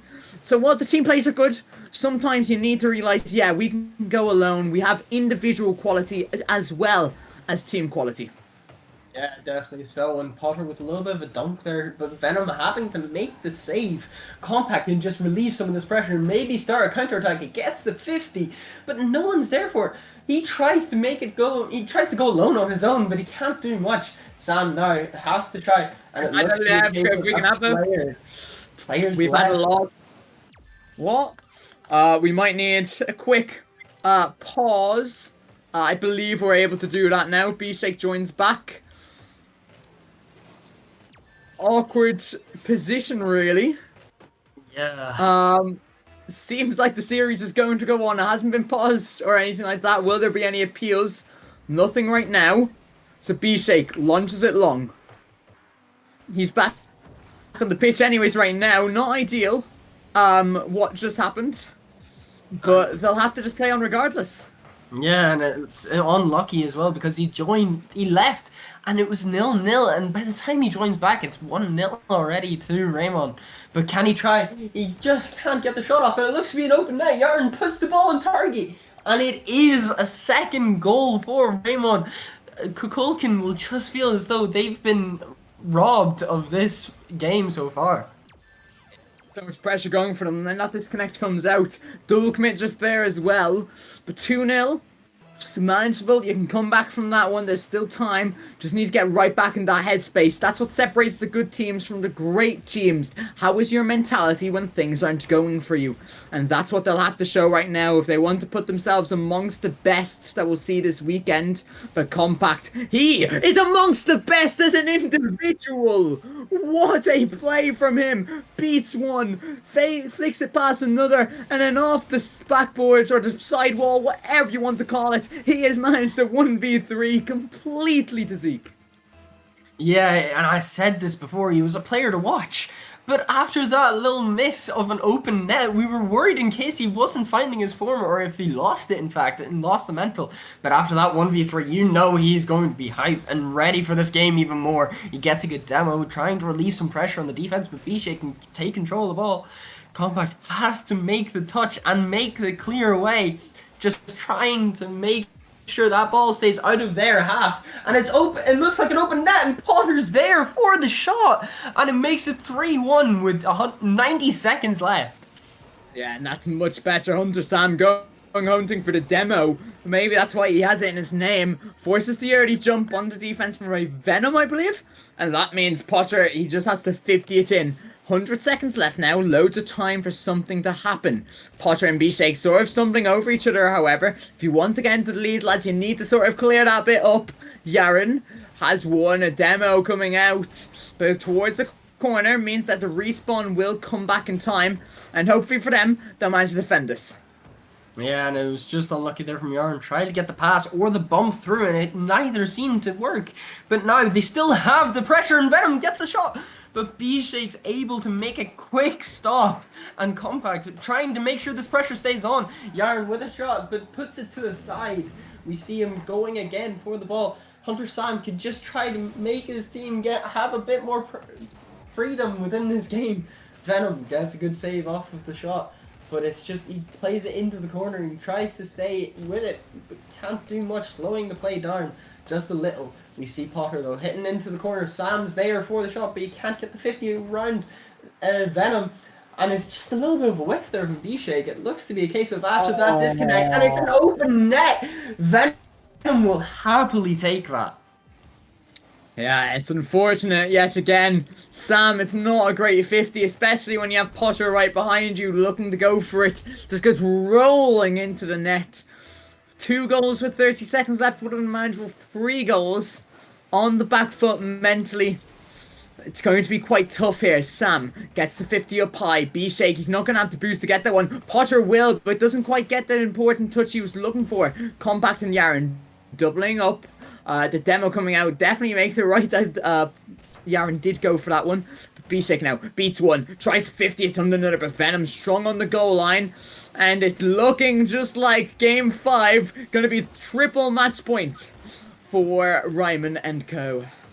Yeah, obviously, to feel for Kukulkan, they did so well. Even after the disconnect, they tried to do as much as they could. But the second that happened, it looked like they just crumbled under the pressure. And there will be a timeout used by Kukulkan. So we will have just that bit longer to discuss what we think's going right and wrong for them, what is going right and wrong for them. Disconnect didn't help whatsoever. But as we look at the stats here, Venom doing quite well for the team, coming away with 6 saves and a goal. Very well from him. And again, the boost consumption, almost double the boost used by Raimon in that game. No wonder they're coming away with 4 goals to their opposition's 1. Yeah, definitely so. And the field domination, though, looked to be kind of 50-50. And I just want to point out Compact having a low-scoring game even after that 1v3. Yep, it was unfortunate. They couldn't get more because he just put on a bit of a show for us. But all the same, fingers crossed we'll see. Maybe, I want to see a hat-trick from him, but I also want to see who can win, just so my prediction is right and yours is wrong. I'm quite biased here, as you can see, guys. But with that timeout, the players will have that extra bit just to figure out what's going right for them, what isn't. It really felt like, even with that disconnect, there was a lot going wrong for Kukulkan. The 50s weren't quite there. They were stumbling over each other at times, which was quite crucial. They were being punished for it. Yes, their opposition was playing great, but they do need to play better individually all the same if they want to match that. They were able to for a game. Now they just got to show that they can continue to do it. Yeah, definitely so. But the thing is, I'm noticing you mentioned your prediction. It's already gone. You said 4-2 to Kukulkan.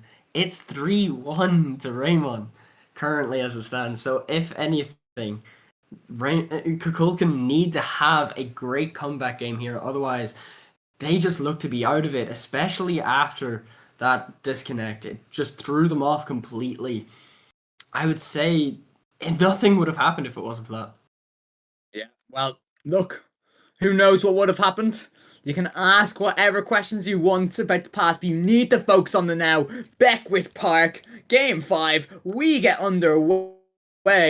And that one's starting off, going as far as Venom. He plays it across the wall. Another team play coming out. Yaren getting it onto the backboard, but a good 50 coming out. B-Shake, he's taken out of the game against his own will last time. This time trying to start off with strong flick, but not quite going in for him.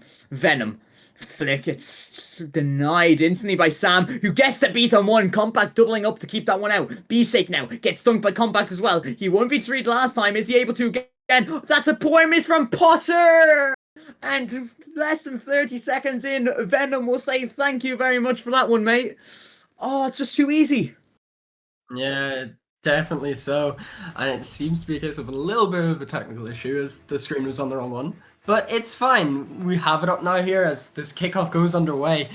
As we see Raymond already at 1-0 with 30 seconds. But now can Kukulkan find a way back into this? Maybe find a way back into the series properly as they try to put on some pressure. Potter's there for the shot, but he can't find it.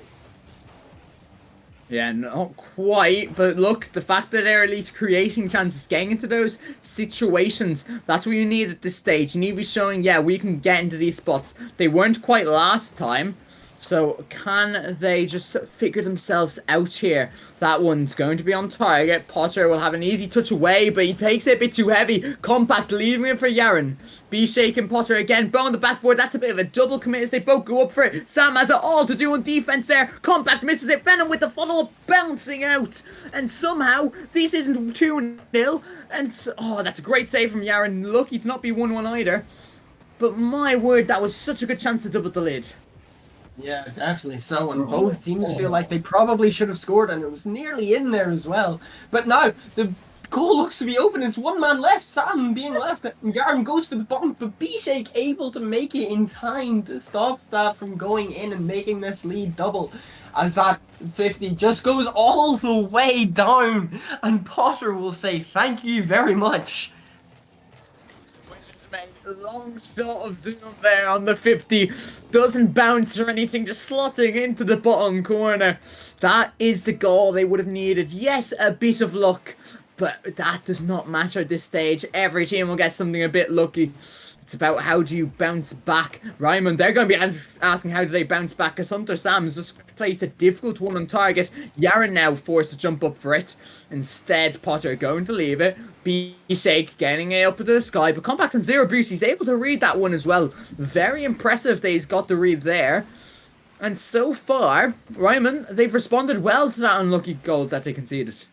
Yeah, definitely so. They're putting so much pressure on, but just not getting the last touches. Potter again with a 50, just about doesn't find his way in. The follow-up shot isn't there. B-Shake. Hunter Sam hitting it straight into B-Shake, but he will definitely take the goal credit. And all you can do is laugh. I think Yaren had to save there, but B-Shake reads it completely, manages to catch his opposition out. Nothing to complain about there. Teammate making it maybe a bit easy for him, you know, just whacking it off him, hoping for the massive deflection. But that is just what they needed for their mentals, for their spirit, and for their hopes to see them this weekend. Venom, he wants to get them right back on the way, but only clearing as far as Sam. Yaren doing well to avoid the demo, putting it towards the corner, and the read not quite there. So B-Shake gets it across the box now. Potter with the shot, goes down low. Hunter Sam with the follow-up, slots it home, and doubling their lead. He has himself his first goal of the game. Yeah, and it looked to be a little bit of miscommunication, I think, between Venom and Yaren. I think Venom, if he had got the hit, he could have cleared it away. But that's in the past now. It's 3-1 with 2 minutes left. We'll see if Raymond can find a way back into this game, or maybe will they let Kukulkan back into the series. Going to try and find a way back in. This Ryman side does not go down quietly, especially when Yaren's pulling off fakes like that. His 1v1 game this series has been immense. Very tough to deal with, but Venom, that 1v1 play, not quite beating his opponent. Yaren now, once more, has the pass midfield. Venom getting met by Hunter Sam, sending it towards that yellow corner. A great demo coming out. Compact trying to squeeze in near post, not quite coming out. Potter turning on it. Venom just there to 50 it with him, but B-Shake there, right place, right time, getting the clearance away as we enter our last 90 seconds. Raymond, they are pushing for it, but not quite able to find that important goal.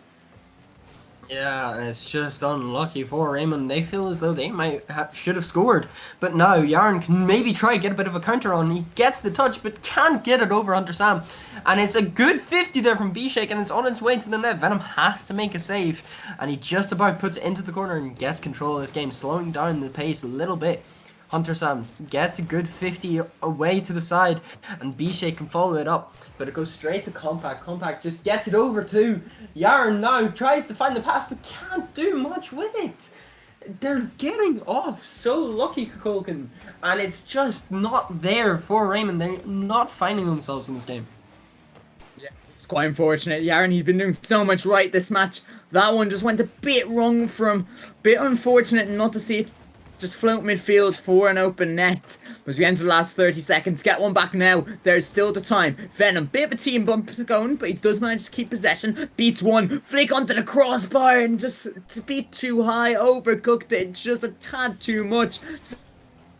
Sam gonna boom that one down the line. Does that enter the net? Another long shot, not quite. But that's all he needed to do. Waste some time. Drain down those seconds on the clock.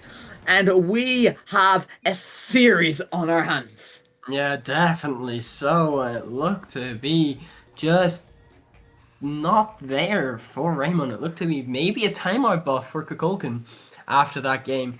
And we see Potter getting the MVP for it, even though Venom did very well for Raymond, getting 3 saves out of that game.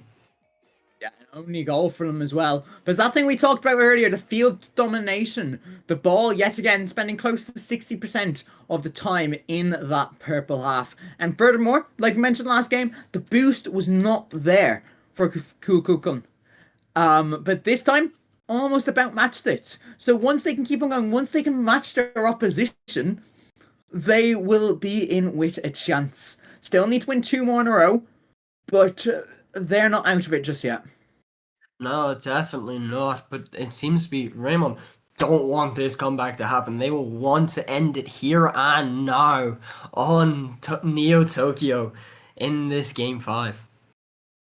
Not even Game game 6. 5, game 6 now. Exactly. This one has been flowing by. Very enjoyable one.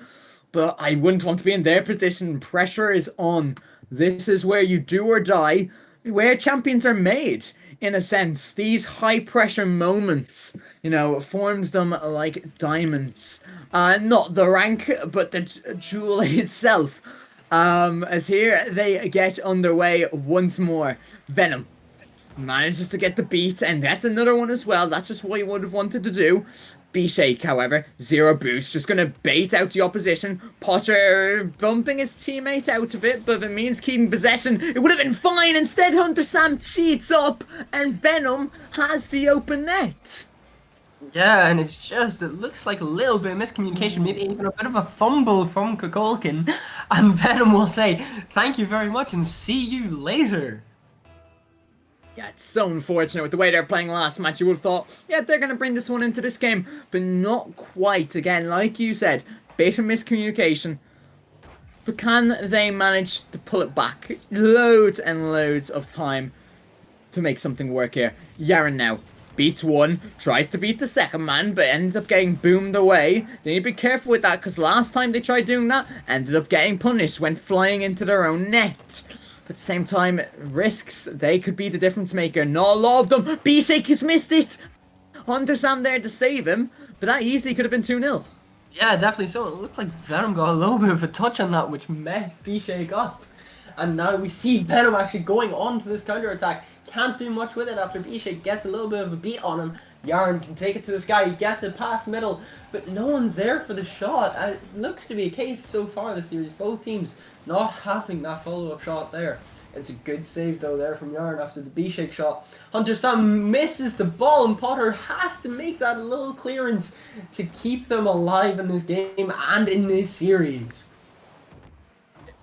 It's an important save to make. That's another miss. Both ends just making mistake after mistake. Really just shows you the pressure on these 6 players here. This Compact gets beaten by B-Shake. Yaren has the read, has the catch. Potter instead looking for the pass across. Hunter Sam was rotating back, but he's turned up to chase this one. No demo back post. Potter leaves it for Sam. That one's 50 high. Yaren getting a touch out, and that is a great touch. Just buys his team that little bit extra time to rotate into position, get some boost. And now Venom, he has the boost because his teammate made that clearance. Cross the Compact, doesn't quite have any himself, but he doesn't get the corner steal either. Great idea. Draining some time off the clock bit by bit is to keep in this yellow corner, but still just under 3 minutes to go.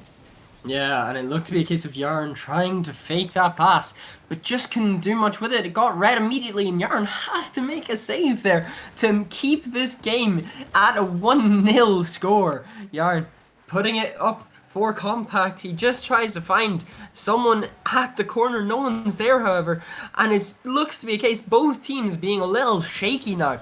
They know that Raymond, they can win it here, and Kukulkan know that they could lose right this second. Yarn can't get the double, but no one's there for the shot. Compact doesn't beat B-Shake to the ball, and now we see this going back into the Kukulkan side.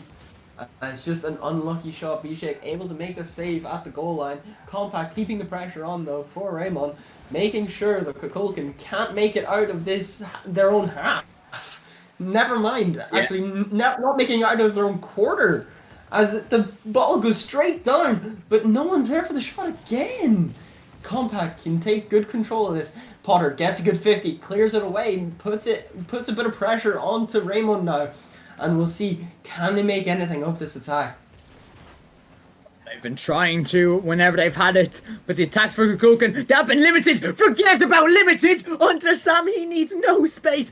One chance, he takes it. Gets the 50 off of one. Compact doesn't quite get the hit initially, so Sam sees a little bit, the inch of space he has at the top of the net, and he just smashes it into it. 90 seconds left, and they are not going down without a fight. No, definitely not. And it was a great goal as well from that Kukulkan team, and they nearly got put back on the back foot again. Yarn though now tries, it's Compact, sorry. getting a bit of a touch away. Yarn gets the beat on B-Shake, but gets bumped in the afterwards. Yarn takes it to his side, trying to just slow this down and try to make something pressure-wise. Gets a good pass into the middle, tries to find the bump, but Venom's shot is a little weak, and Hunter Sam can make an easy save. Potter puts it away, nearly scores himself, and Compact just making a great save away and putting it to the corner. That's a good pass midfield. Gets just intercepted by B-Shake. Second touch sets it up for Potter, but it's behind his teammate Sam. So now he has to dive into action. B-Shake, the boost, it's starting to run low on these on this yellow side. Sam, he's gonna be beaten by Compact. You need to be up for that one, but with little boost, it's so tough to beat. And Raymond, that might just be the series-winning goal. Yeah, definitely so, and of course it's that man Compact finding it, with Yarn getting a good assist, and who knows, this could be Kukulkan out of this tournament. Could just be, but 30 seconds left. You need to send everything in the kitchen sink. Do or die. And it falls to Potter. Place it back into box for B-Shake. Great save by Compact. Where's the follow-up? Clears way to the corner. Potter gets it off it once more, trying to find the pass midfield. There's no boost in this purple side for anyone but Yaren. And he gets the catch. He gets the beat. Open net. CU's on playoffs. Because Yaren, he is insane. Yeah, and he's just sent Raymond through to the playoffs with 7 seconds left. I don't see Kukulkan coming back and finding a way into this game. I can't see it either right now. They needed a kickoff goal. They were so close to finding something there, but both players jumping, both players, including Sam, gonna know this one is over.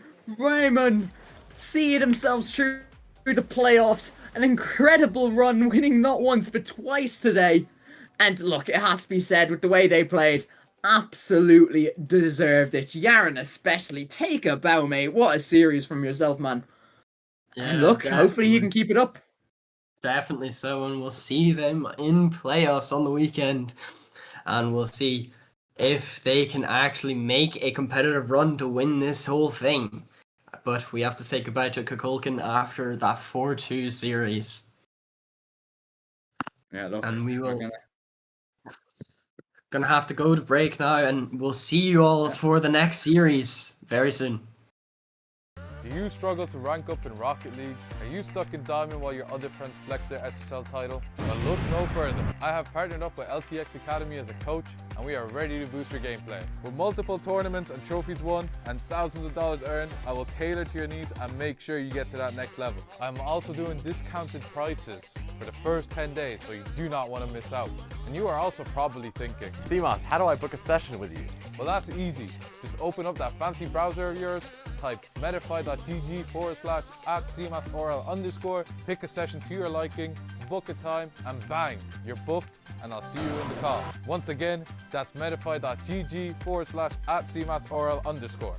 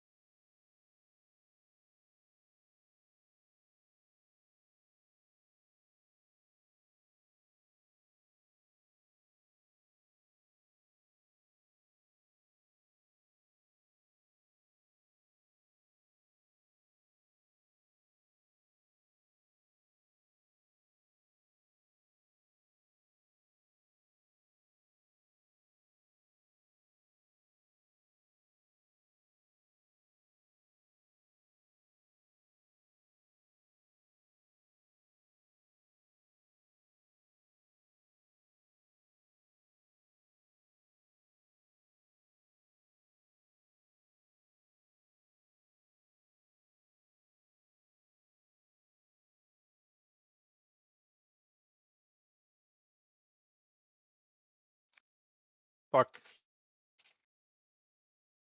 Hello everyone, good evening and welcome back to the RSC-EU stream.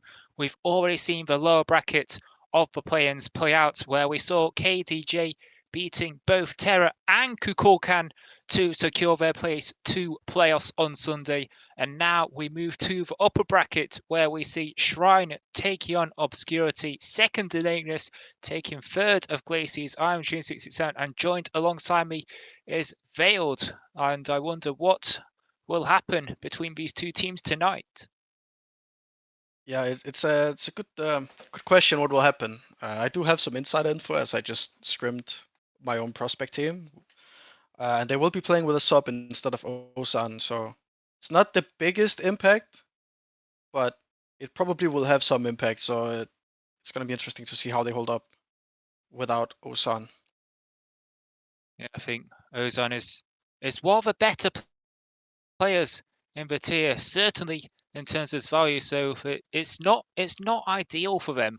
And I think a bit of insider info about Shrine is that they do well against the teams near the top, but strangely enough, they have somewhat struggled against the teams lower down.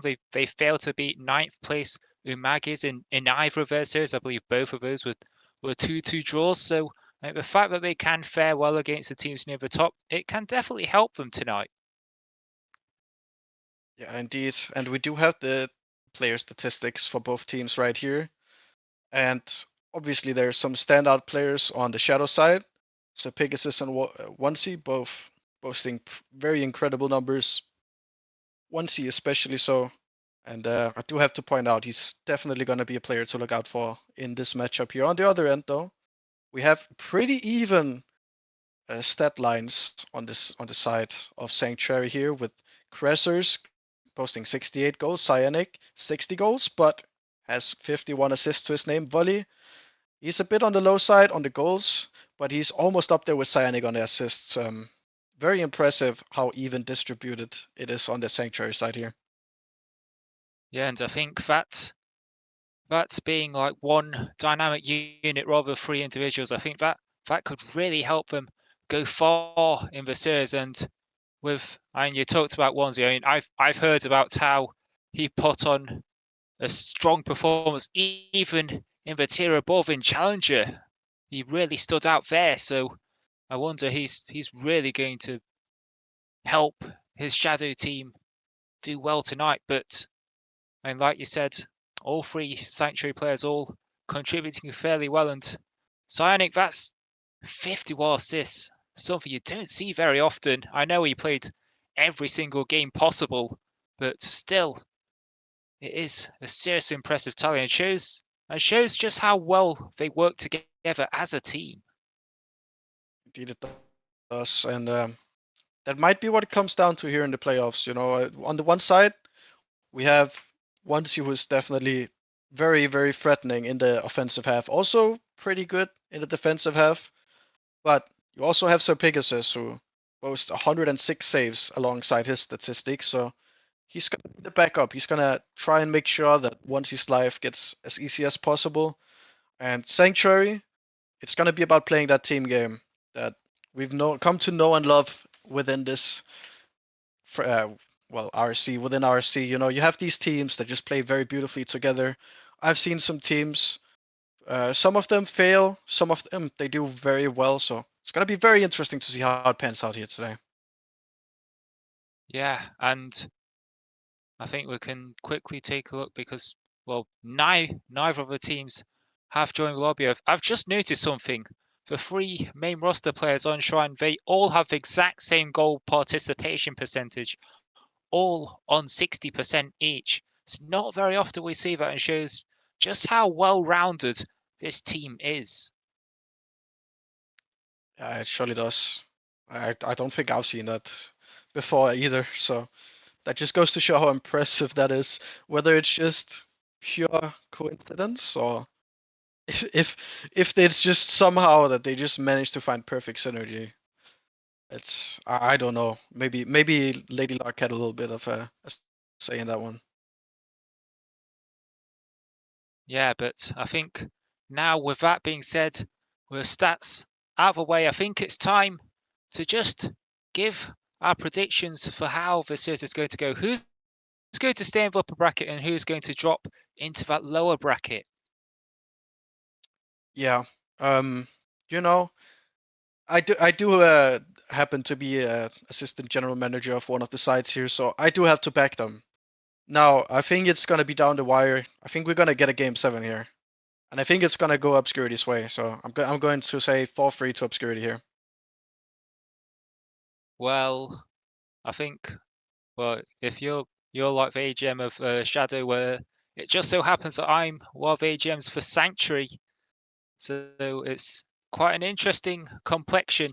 And I think with Shadow not being full strength, I think it could definitely lean it towards Shrine. So I think I'm going to back Shrine to win it 4-2. And I think it's also weird how like all the predictions, like the official predictions, I've completely written off Shrine for seemingly no good reason. So I'm looking for them to upset the odds and to prove them wrong. Very noble cause.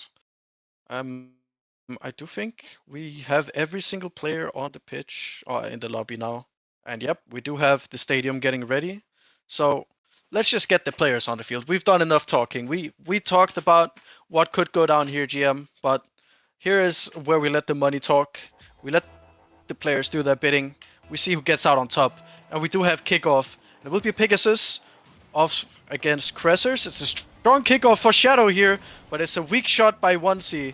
And that doesn't bode well for what might be here to come, but no goal as of yet. Pegasus taking it off his teammate here. Bit of an overcommit by Cressers. It's very scrappy here in the beginning. No team really able to find any foothold in controlling this game, but it's a strong clear from Shadow, from Obscurity here to maybe slow things down a little bit.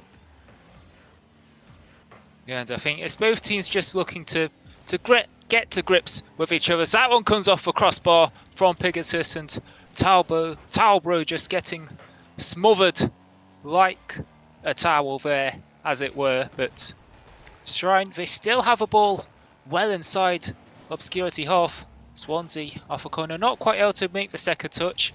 So that's an awkward back pass. Cynic is able to deal with it, gets it ahead of Talbro. Now trying to get the better of Pegasus, but ultimately isn't really that aggressive with the follow-up. And it feels like still like neither of these teams are really pushing for the early goal. They're just looking to not concede more than anything, but it could open up. But Pegasus, it really needed to be a better shot there. Yeah, and I was actually sitting here thinking before that Obscurity has had like 3 really good shot opportunities. Obviously there was the one straight from the kickoff, followed by there was a backboard pass by I believe 1C to Pegasus, and Pegasus just couldn't get it within the frames. He hit the crossbar, and once again right there we saw a bit of a weak shot that didn't see a goal for Obscurity. It almost goes in, it bounces, but Cyanic makes it count. Yeah, I think a couple of shaky moments from both teams there. I think that's the first real shaky moment for Obscurity, but it's come at exactly the wrong time for them, as when Shrine looked shaky, when they looked not particularly convincing in defense, Obscurity just weren't able to pull shots. But the difference was Shrine, they could get another one, but it comes off a post from Krezes, the general manager of the franchise, looking to lead by example. And Wally, another one of the franchise managers for Shrine. So it's the two figures of authority looking to link up for Sanctuary. Yeah, indeed. And just to go back to it, I was gonna make a point with the yapping before. We do have a bit of a saying within the Shadow franchise. We are really good at setting up plays, but when it comes to finishing them, there is a bit of a curse on us. We can't quite get it within the frames, but this time, Talbro, he gets the job done. It's a beautiful beat. Volley, no boost, not a chance. Talbro just puts it in, and it ties up this game. Very nice and early. Yeah, it feels like there wasn't really a challenge from Shrine there. I feel like where all the players really should have come in and tried to interrupt that play before it got to such a dangerous point, but they just didn't. I think they've just been a bit too passive for my liking. I want to see them be more aggressive, looking to get to the ball first. I think that could be the way for them to get a foothold in this series. But they seem to be doing okay for now, as Shadow not looking the most secure defensively, but the Shrine just aren't really able to punish it, as it's just Yeah, they're not. in the middle here. But again, it's just not really much happening. Yeah, they're not really able to punish it. But on the other end, they also have a really strong offense. You can say that Shadow has been looking a bit scrappy when it comes to the defense, but when they're in offense, they're more often than not making chances right now. And I can't really say the same about the opposition here, Shrine. They're having a very tough time breaking down the defense, but once they actually do, they start to look a bit scary here, and that could be a foresight to what's to come. Once he makes a strong save there, volley. That's a nice touch, but Pegasus, a great block. And once he can't quite get this on target, but at least it alleviates a bit of pressure. He even gets a little bump on Cyanic, but he's actually touched it away from his teammate Talbro off the crossbar down to 1C. He puts it away, and Obscurity has taken the lead. I think as Wally just committed where he didn't really need to, and he didn't even get the ball, and it just leaves the rest of the Shrine defense just second guessing themselves, just not sure who's meant to go out of Krezers or Cyanic, and it's just a bit of confusion which has cost them, and it could have been avoided. They could concede again, but Sir Pegasus maybe just hesitating a bit too much, and it could open things up for a counter-attack for Shrine. But again, there's just no one really there to follow up. I think they just need to be a bit braver. They just need to take the initiative when the ball is there to be won.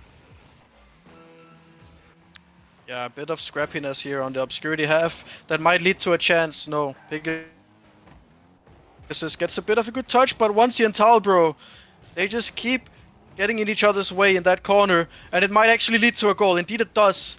And as much credit as you could give to Shrine for getting a goal out of that one, I think surely you have to blame Obscurity's defensive side here. They just can't get out of that corner. They just get in each other's way. And that actually make it so easy for Shrine to even up things here. Yeah, you feel that's the sort of goal which just shouldn't be going in, as it's the defending is really not good. Someone has to just try and clear it, but we just didn't do that, and they've been made to pay. And now can Shrine get something at the last second? They do! All three players linking up, and Krezers winning it at the death. Yeah, I don't know how Obscurity has thrown the lead in this game, but what a comeback by Shrine that is.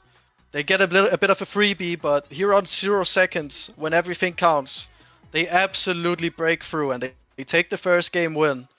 And much credit to them for sticking out that game. It's not the easiest of games to get back into, but they have done it and they have taken the series lead from it.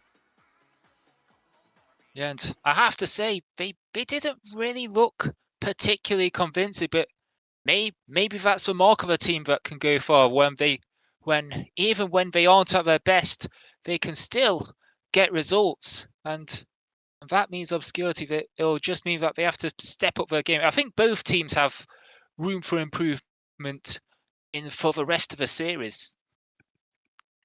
Yeah, I think I agree with you. I think both teams, they had very scrappy moments here in the first game. No team really looking perfect or even remotely close to it. So it just comes down to, after this first game, how does it impact the series? Does the Shrine just run away with it now after a bit of a scrappy first game, or does Obscurity strike back? Because they definitely looked the less scrappy in that first game, but it was the mistakes that made it count in the end. So while looking less scrappy, it was the big moments that they made the mistakes in, and they will definitely be beating themselves up about it. But here's the real challenge. Can they bounce back from it? Or can Shrine just build upon that first game win here? Yeah, and I think I think with Shrine, with the way that they weren't very aggressive with going for a ball, they didn't really try to take the front foot. I think it might have something to do that this is the first time they've been on stream all season long, so maybe it's just a matter of getting used to it. Maybe they just don't want to make mistakes for everyone to see. But they've already made a couple of them, but it didn't cost them as he still went on to win the first game.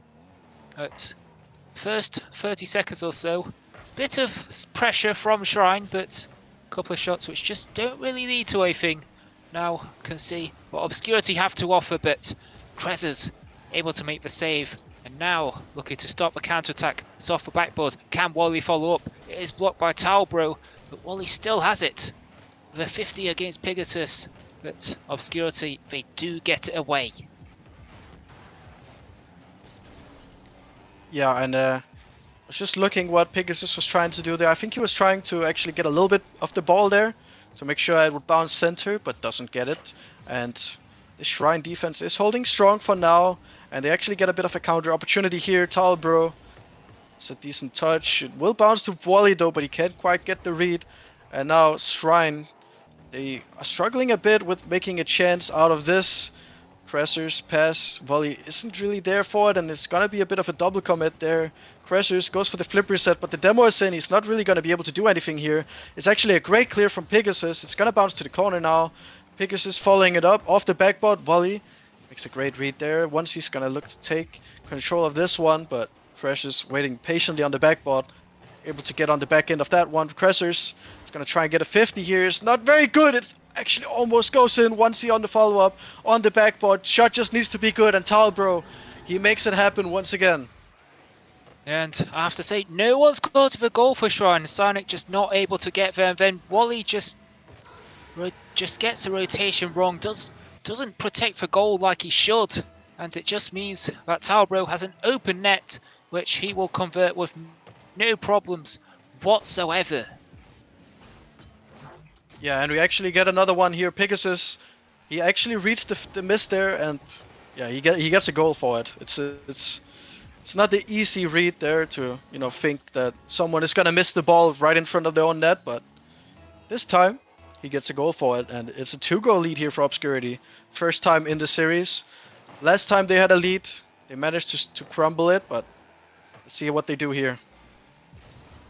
Yeah, and I think if you are Shrine, I think you might start to worry because unlike last game, Obscurity are actually starting to punish for mistakes, to punish for not necessarily laziness, but the lack of aggression.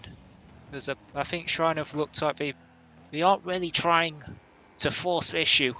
As Krez does get the second touch, and Wally isn't able to make contact, but could see what is trying to do there. But now Sonic takes it over Talbro. Is there an open net? Pegasus gets back just in time. It's better from Shrine, but it looks like it has come to nothing. And now onesie to a backboard. Wally gets something on it in terms of clearance. So now Krez, it is an open net, but the anglers against him, looking to play it middle to Psionic, drops it down, and Talbro can't get there. Yeah, it's 1 goal back here for Shrine. It's a great start. It might not be the most beautiful play there, but it's effective. Cressers off the backboard to Psionic, waiting patiently on the other end, able to slot it home. It's now only 1 goal lead for Obscurity. 2 minutes left to play for here, and both sides really need to make things count here. It might be an early game, but you want to get every single game when you can here. Talbro tries to get it to onesie, but he can't quite beat the last defender. Pegasus is gonna get tested here, but he does very well here. He goes for a touch here, goes for the flip reset, but Psionic perfectly reads that one. Doesn't let him get anything out of that volley. It's a great touch there, but no follow-up. Should just be a big clear from onesie, but Psionic, that's a great touch. Pegasus backing up his teammate. He's gonna try and get a 50 here. Can't quite get one. Talbro gets a bit of a scrappy touch, but Volley not able to get to it. Should be a dunk. It does, in fact, lead to a dunk. Great pass there to Volley. Vision was pretty great. Psionic up to the side wall here. He's trying to get it to Volley. That's a shot on target. Talbro. Big save from him. He's actually been very instrumental in this game. Even in this series, the first game, was able to get a goal when none of his teammates were able to do so.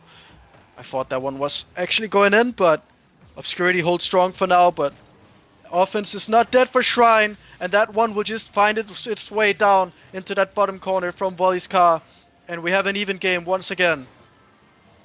Well, Cynic's just delaying the pass, and it was the perfect pass to Wally. So to slot it into that near post, and neither of the Obscurity players could reach it. All of a sudden, game 2 is level. Shrine, they might have just woken up, but there's still 45 seconds left. Will they wait for overtime? Will they seize the initiative? Will they finish it in normal time, just like they did in game 1? Well, there's only one way to find out. So that one launched to the backboard. Cynic has an open net, which he will score. Yeah, it's I don't even know what happened. Cyanic does a great bang, but that's just an awful read from 1C. I mean, you don't really need to even go for that one that early. But in the end, it's great from Shrine. You know, a great bang, a misread, but it opens up an opportunity there for Cyanic, and he absolutely makes it count. Cress is here looking to take it to his corner. That's a bit scrappy though. Cyanic has to bail him out, but that's an infield pass. Towel, bro. That's not what we need right there. So Pegasus there. It's a great bang, but Volley able to read it. Once he leaves it for Towel, bro, he's gonna be on the end of this one. He pops it up, but Talbro is not gonna be able to read this one. Cresser's just gonna be looking to buy some time for his teammate. Cyanic doesn't even need to go for that one. Talbro off the side, but surely this is the end of the game right here. Volley takes a bit of a pot shot. Cresser's fakes it out, and that is game 2 done right there. And Shrine, they take the second game of the series. Well, I must say things looked seriously shaky for Shrine early on, conceding twice and in the first 2 minutes. And I must say both those goals were at least somewhat preventable. And it wasn't necessarily Obscurity really stretching with defence. It was more Shrine not really defending. But then they woke up, they got their act together, they started to be more aggressive, and they reaped the rewards for it. And as much as you could say that Obscurity, their defence wasn't convincing either, but it was. But it doesn't matter if your defences are that great. If your opponents can't capitalise on that, then you'll still be fine. But Shrine, they were able to take advantage, and that is what has been separating the two sides all series. Yeah, Shrine, they're able to make it count when it matters. And while Obscurity has taken a lead in both games, they've also managed to give up said lead both times. So they really need to find some consistency in their gameplay if they are to get back into the series. And I think the server has crashed here, so that is gonna drag this series out a little bit. Maybe buy Obscurity some time to talk things over. But Shrine, do you really need to change up your game plan right now? I mean, it's been working so far. Obviously, they've had their weak points, but would you say they need to change up their game plan yet? I think the defensive rotations could do with a bit of work. I think and like I said, the 2 goals that Obscurity did score were definitely preventable. I think sometimes it's all well and good trying to get the back post rotations in, but sometimes I think you just need to protect the goal when the opponent is one-on-one looking to fire in an open net. You just need to be positioned to stop that shot from going in, and they didn't do that. But fortunately for them, Obscurity, they did crumble a couple of times, although I think it was more down to individual errors rather than the failing of the entire team. So I think they just need to improve their concentration levels a bit going into the rest of the series. Yeah, I think you might be right on the money there. I mean, it's been great offense from both sides, really. It's just, as you say, it's just the defensive rotations, just the defensive teamwork, really, on both sides that's just been not up to par, to say the least. Both sides, they have their struggles to figure out, but we do have game 3 ready to get started. And let's see what Obscurity brings to the table this time. Well, we will see. Game 3, Obscurity 2-0 down in the series. And I mentioned that it is a best of 7 in all of these play-ins matches. As Swansea 50 against Krezis does marginally win it, but Wally's there in the follow-up as Krezis contests with Pegasus in there, but it's free for Talbot to send into a corner, looking to play it middle, but can't find a teammate, and Wally looking to take over onto a wall. Demos Swansea trying to get it around Sir Pegasus, but good patience there. But still, the chance is on, but Talbot gets ahead of him, passes to Swansea. Now Sir Pegasus, a chance Obscurity to do something, but just goes wide. And ultimately, neither side can get anything going in this first minute or so. That's a bit of a triple commit from Shrine there. That should open things up for Obscurity. It's a great pass. Once he just needs to get it on target, can't do so. Pegasus there to do what once he couldn't. But that's a bit of a steal from Wally. Pegasus, he gets it though. He's gonna take the boost here. He's gonna leave it for Onesie here. That's a poor touch. Cressers gets it past 2 here. Cyanic not able to finish it. Volley misses the ball here. Cyanic racing back to the ball here, but once he catches him out, Talbro needs a big clear here, but that's very lacking. And Shrine finds the first goal of this game. Well, I must say that this has almost looked more like Academy gameplay at times. Just blunders left, right and centre. Talbro just not getting anything of the ball. Maybe not realising that he was the last man. He was all that stood between conceding and not conceding. And it's a fatal error. But 3.5 minutes left. They'll be hoping that they can make amends for it. And, well, they've gone behind. The 2 games they lost, they went ahead. So they'll be hoping that with a different start to the game, that there'll be a different outcome at the end. They also went behind in the first game. They conceded the first goal and then they scored 2 and went ahead again. But yeah, it's interesting to see how it impacts this game. We're a bit further into the series now. Cressers has a bit of boost, but that's a poor touch. Volley though, able to bail him out here. Onesie should be able to beat here. He fakes out Volley a bit, and Volley no boost here. He's gonna have to track back. Cressers gives his teammates a bit of time to get resituated. Volley up to that one, and it will be 2-goal lead for Shrine here. Well, you have to say, an excellent pass by Krezis, and it is the 2 franchise managers linking up. Could argue that Sir Pegasus should have been up a little bit earlier to that to cut it out, but I believe he was the last player back. So it's kind of hung out to dry by the rest of his team there, but again, you have to say, brilliant pass by Krez, and Wally puts it away, and Obscurity, we have it all to do. It could be even worse as Krez gets his goal, and all 3 Shrine players have got a goal now. Indeed, it's a great effort from Shrine, and Obscurity, they're really starting to falter here. They really need to pull themselves together if they want to have any impact in this series, or even, get even a single game win. They've struggled since that first game when they lost the lead. Second game, they kind of got back to it, but yeah, they still faltered another lead. So it's not been a strong showing from Obscurity.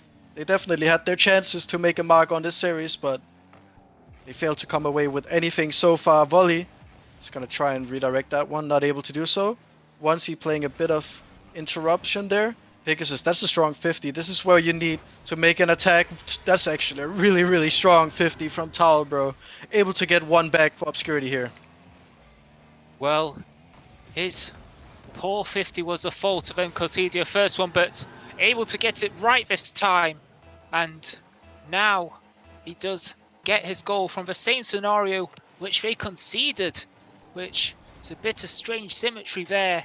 But Obscurity, they are on the board in game 3, but still a long way to go. They are still 2 goals down, so they need more, as it's a bit of a double commit between Krez and Cyanic. Could allow Obscurity a chance to do something off the backboard. Wally not able to get there, but in the end it's a fake on Pegasus. Onesie not able to get there, and now Krez coming in. Cyanic's backing off, but he's awkward on 0 boost, not really able to do much, and Wally just standing his ground against Talbro. Sir Pegasus not committing as last man. And now it's into a corner, but again, there's another Shrine player on zero boost, but Kress finds the post. Can he find the goal as Wally forces it in on the line? Yeah, and you know, it's a great goal. I mean it's a bit scrappy. It's a great goal. But I do want to point out I said towards the beginning of this series that Obscurity had a really strong looking offense, and if they could fix their defense, they might be able to get back to it. But it doesn't really look like they fixed their defense, and while trying to do so, their offense has actually it's hurt a lot. They've not been able to generate any strong chances really. The only goal they have this game is off of Towelbro getting an absolute monster dunk, almost making it happen once again here, but that's really the only chances they've had all game. Onesie here tries to make a good chance here, volley. That's actually a great read from him, able to get on the end of that one. Onesie can't really do anything here. Towelbro with a great clear here. Onesie, that's actually a really insane redirect. I have to give credit where credit is due. It might be too little too late, but that's a great goal. I mean, where did that come from? I mean, they've looked short of ideas all game long, and all of a sudden, Onesie pulls off something like that. I mean, it might, as you said, it might be too late in the day, but it could give them something to fight for the rest of this series. It could end up going 3-0 down in the series if it's not for a minor miracle in these last 7 seconds. Sonic not able to get there, but does enough to throw off Pegasus, but it's not enough as Wally gets to 50 as it's 0 seconds now. Shrine go 3-0 up in the series. Obscurity have it all to do. Yeah, it's gonna be a long road ahead of them if they are to try and win this series. Um, it's not over yet. We did see a reverse sweep last night, although in the academy tier, but we did see a reverse sweep come through. Maybe, just maybe, it can happen again. But Obscurity, they have their work cut out for them. They need to fix so many issues. They need to somehow get their magic to work again.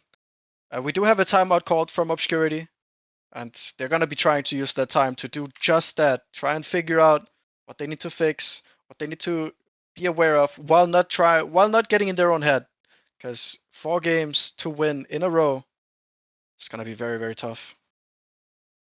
Yeah, and I'm not surprised whatsoever by that timeout call. They have been very. I mean, Shrine haven't actually been that good. I mean, they have had their moments, but they have combined well as a team at times. But they haven't exactly been stellar defensively either. But I mean, Obscurity have had it so much worse, and it's no surprise whatsoever that they've called a timeout. And I mean, 2 minutes. They'll hope that it's enough to sort out the issues that they've had.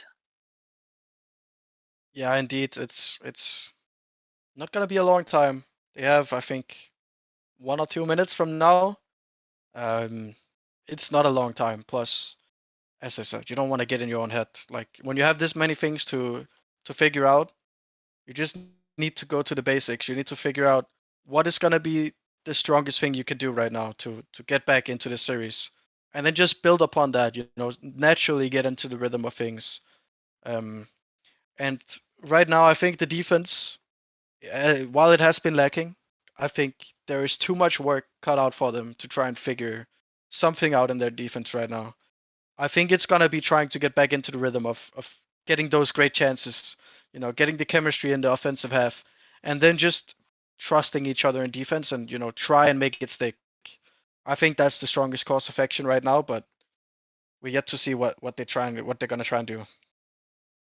Yeah, and I think sometimes there's a saying that attack is the best defense. I think that's what Shrine started to figure out as the series went on. I mean, they did look shaky early on, but then they started to get the rhythm. They started to pen Obscurity into their own half, and I think that's when they started to feel more comfortable, when Obscurity just didn't really have many chances to get out and cause Shrine any problems.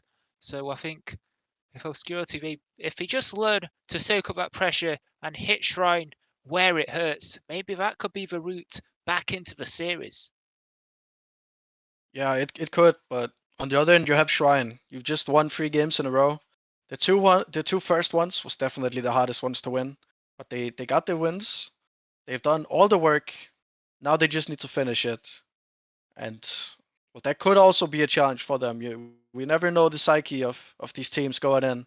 You know, they could be the strongest looking teams for the first 3 games, and then if their mental starts to crumble, that's when it can really start to hurt them. But yeah, Obscurity definitely has more work ahead of them right now. Shrine, they just need to finish this one, close it out, and both teams are going to be looking to do just that as soon as the timeout is ended. I'm not sure exactly when it is. I think our production should be on the task.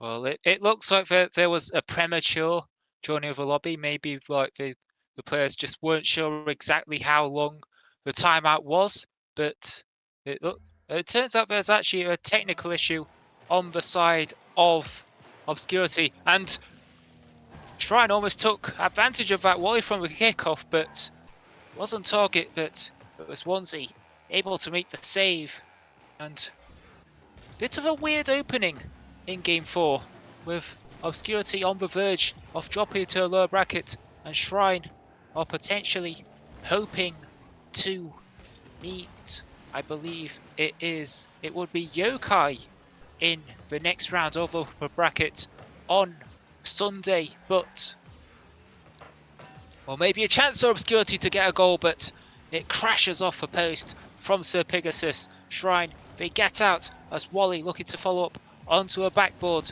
as Cynic just gets a 50, but it's not really enough. And there's another demo, but Wally able to steal in just before Obscurity could get a shot on. Yeah, it's a great pass here from Pegasus, actually a bit of a pot shot. Wally, he handles it greatly. And I must say, Wally has looked absolutely impeccable this series. You know, he's had his moments, a couple mistakes here and there, but overall, he's just been there almost always. And once again, he's the one to score the goal. And, you know, you talk about Caster's Curse, you talk well about someone and they make a mistake. This time, you know, he just scores a goal. And it's a beautiful one at that. Great play from Shrine, 1-0. Well, I think there's actually a bit of a double commit from Krezes there, but it didn't matter because Wally was able to do it all on his own, and Obscurity just not really able to cope as Krezes able to beat Pegasus on the backboard, and now Wally still able to get something on it despite having very little boost, and now Sonic sends it into a corner, but Pegasus back into the middle, but Krezes able to make the save, and Obscurity still pushing to get a goal back, still trying to get into the middle, but it looks like Shrine, they finally figured things out. They finally have players where they need them to be, and as Obscurity, despite having a timeout, they're still not quite able to get things going, but it just creeps in. There's just an almighty goalmouth scramble, and no other players are able to reach the ball as Wally, with deftest touch. So Pegasus going for a squishy, completely missing, and all of a sudden the ball just flies just oh so slowly through the air, and Shrine, through utterly bizarre circumstances, they double their lead. Yeah, you know, I am not a particular fan of that touch by Volley, but, you know, it actually works very beautifully. So, you know, as much as I hate that move, it works, and you gotta give him credit. You know, there's nothing else he can do in that moment. He tries to run interference, he flips into the ball, and it just perfectly bounces over Pegasus, and he has to try and adjust, and he can't quite do so. That's Pegasus on the other end, though. He gets one back, and Obscurity, they're not quite done yet.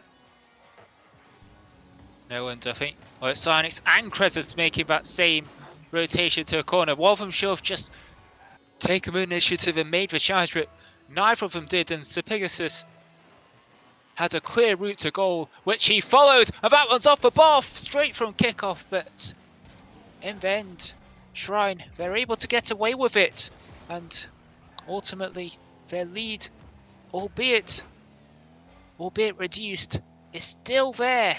And Obscurity, we do seem to be taking a long time defensively. It could open things up, but Wally not able to get there. Cynic looking to follow up, looking to play it middle, but Wally, that's not the greatest touch. Able to recover it though, got it ahead of Onesie, just under 2 minutes left, and now Wally just not quite able to follow up after a first touch. Cynic's onto middle, but Krez able to bring it down. At Talbro is in the way. Obscurity looking to put up a bit of resistance defensively. They know that they've conceded too many goals as a reason why they've gone so far behind the series, and they're looking to remedy that going forwards. Yeah, and Shrine getting ever so close to locking in that upper bracket spot for Sunday.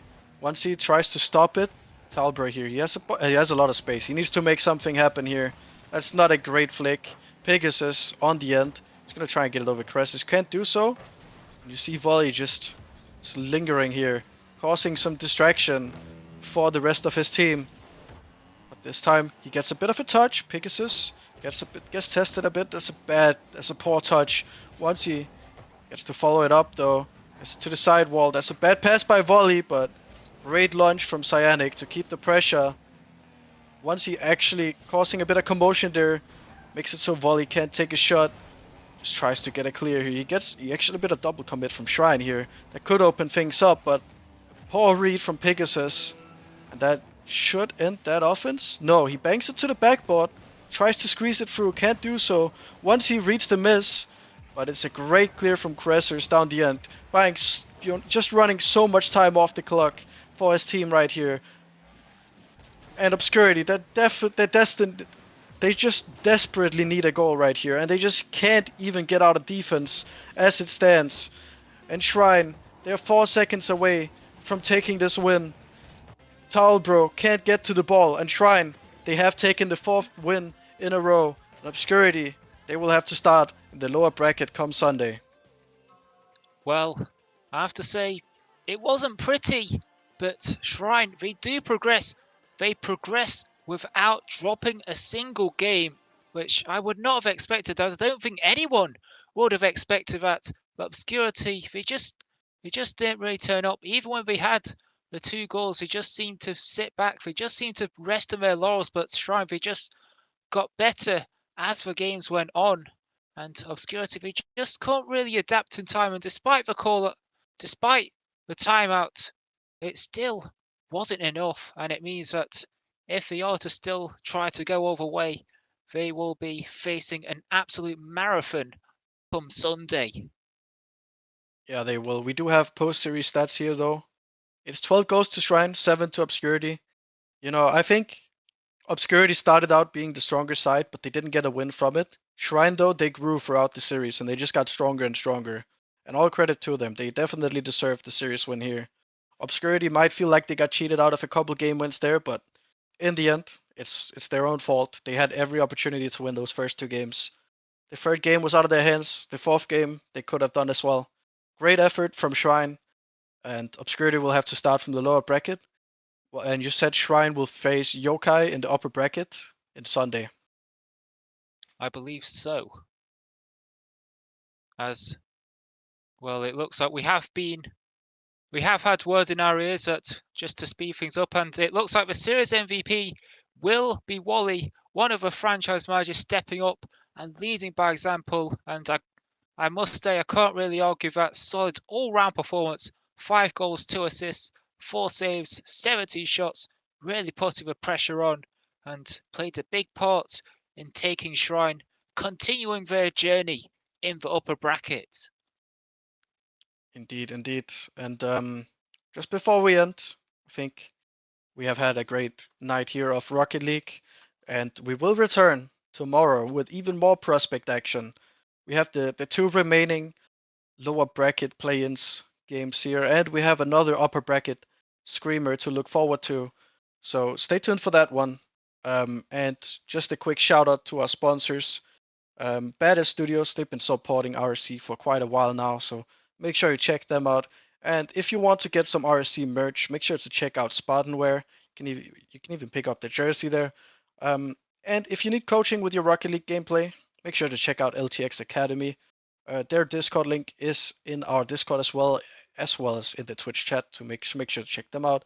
And if you're picking up anything up from the Epic Shop, make sure to use code RSC-eu. That's all for tonight, though. I've been Veiled, and with me has been GM. Do you struggle to rank up in Rocket League? Are you stuck in Diamond while your other friends flex their SSL title? Well, look no further. I have partnered up with LTXAcademy as a coach, and we are ready to boost your gameplay. With multiple tournaments and trophies won and thousands of dollars earned, I will tailor to your needs and make sure you get to that next level. I'm also doing discounted prices for the first 10 days, so you do not want to miss out. And you are also probably thinking, CMOS, how do I book a session with you? well, that's easy. Just open up that fancy browser of yours, type medify.gg/@cmasorl_, pick a session to your liking, book a time, and bang, you're booked, and I'll see you in the call. Once again, that's medify.gg/@cmasorl_.